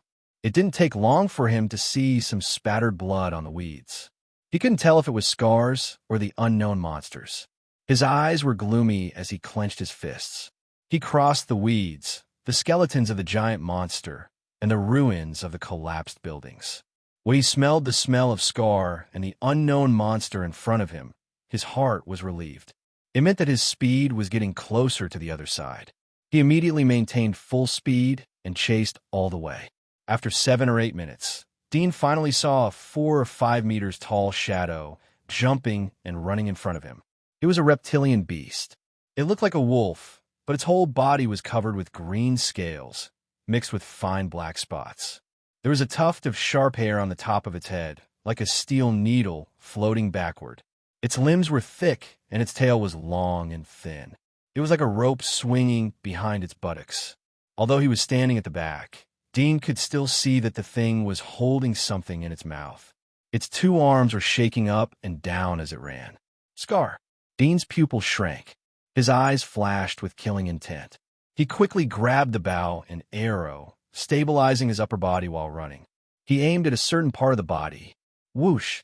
The arrow rushed out and fiercely stabbed into the butt of the monster's tail. The monster felt pain and jumped a few meters high. It stopped in the grass in front of him and turned to look at Dean. Dean immediately saw the person in its mouth. It was Scar. At the moment, he seemed to be unconscious. His body unconsciously swayed along with the monster's head. Beast! Dean's heart was filled with great anger. When he saw Scar, he also recognized the monster. It was called the poisonous spot dog. It lived in the jungle area and had high potential. It liked to live in small groups. It was an extremely cunning monster. Just like the fox in the old era, the poisonous spot dog had such an impression in the hearts of hunters.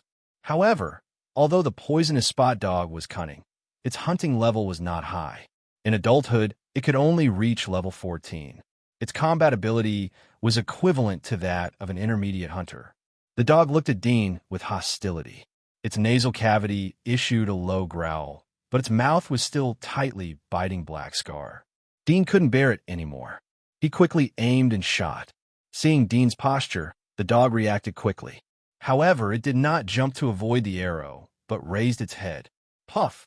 The arrow pierced into Scar's leg that it was holding in its mouth. When Dean saw this scene, he felt like the blood in his body was about to burst. His eyes flashed with monstrous, killing intent. He pulled out the dagger from his waist and rushed over. The dog loosened its mouth and threw Scar to the ground. It bent its limbs on the ground and made a pouncing posture. Dean saw its appearance and immediately prepared to defend. Both of them were about 6 meters away from each other, and both launched a sprint attack. When he saw the spotted hound rushing towards him, Dean instantly made a defensive posture with one hand while the other hand was ready to stab the dog's abdomen. However, in the next moment, the poison-spotted hound's 4 limbs suddenly changed direction. It turned around and swept its tail horizontally like a whip. As it swung, the air let out a loud whistling sound. Dean's pupils shrank. He hurriedly bent down to evade. Whoosh! The tail swept the weeds next to him. Suddenly, the weeds were cut off. The lethality was as amazing as a Zamadeo. The moment Dean crouched on the ground, he rushed toward the dog. His dagger fiercely stabbed at the dog's neck. The poisonous spot dog didn't seem to think that its sneak attack would fail. It was surprised, but its body reacted quickly. It quickly jumped back to evade, but its speed was not as fast as Dean. Immediately, Dean's dagger stabbed the scales on its chest. The poisonous spot dog growled and opened its mouth to bite. It stopped and retreated to counterattack Dean. Get lost! Dean roared and punched from the side. The dog's head was smashed to the side. At the same time, the dagger in his hand fiercely stabbed into the scales on its chest. The scales were extremely soft and tough. The dagger was pushed by Dean with all his strength before it pierced into the hilt. The poisonous spot dog roared in pain. Its limbs violently struggled and madly stomped on the ground. Dean couldn't catch its smooth body. As soon as he pulled away, it turned around and ran away. Dean was about to chase, but suddenly thought of Black Scar. He stopped and quickly turned back.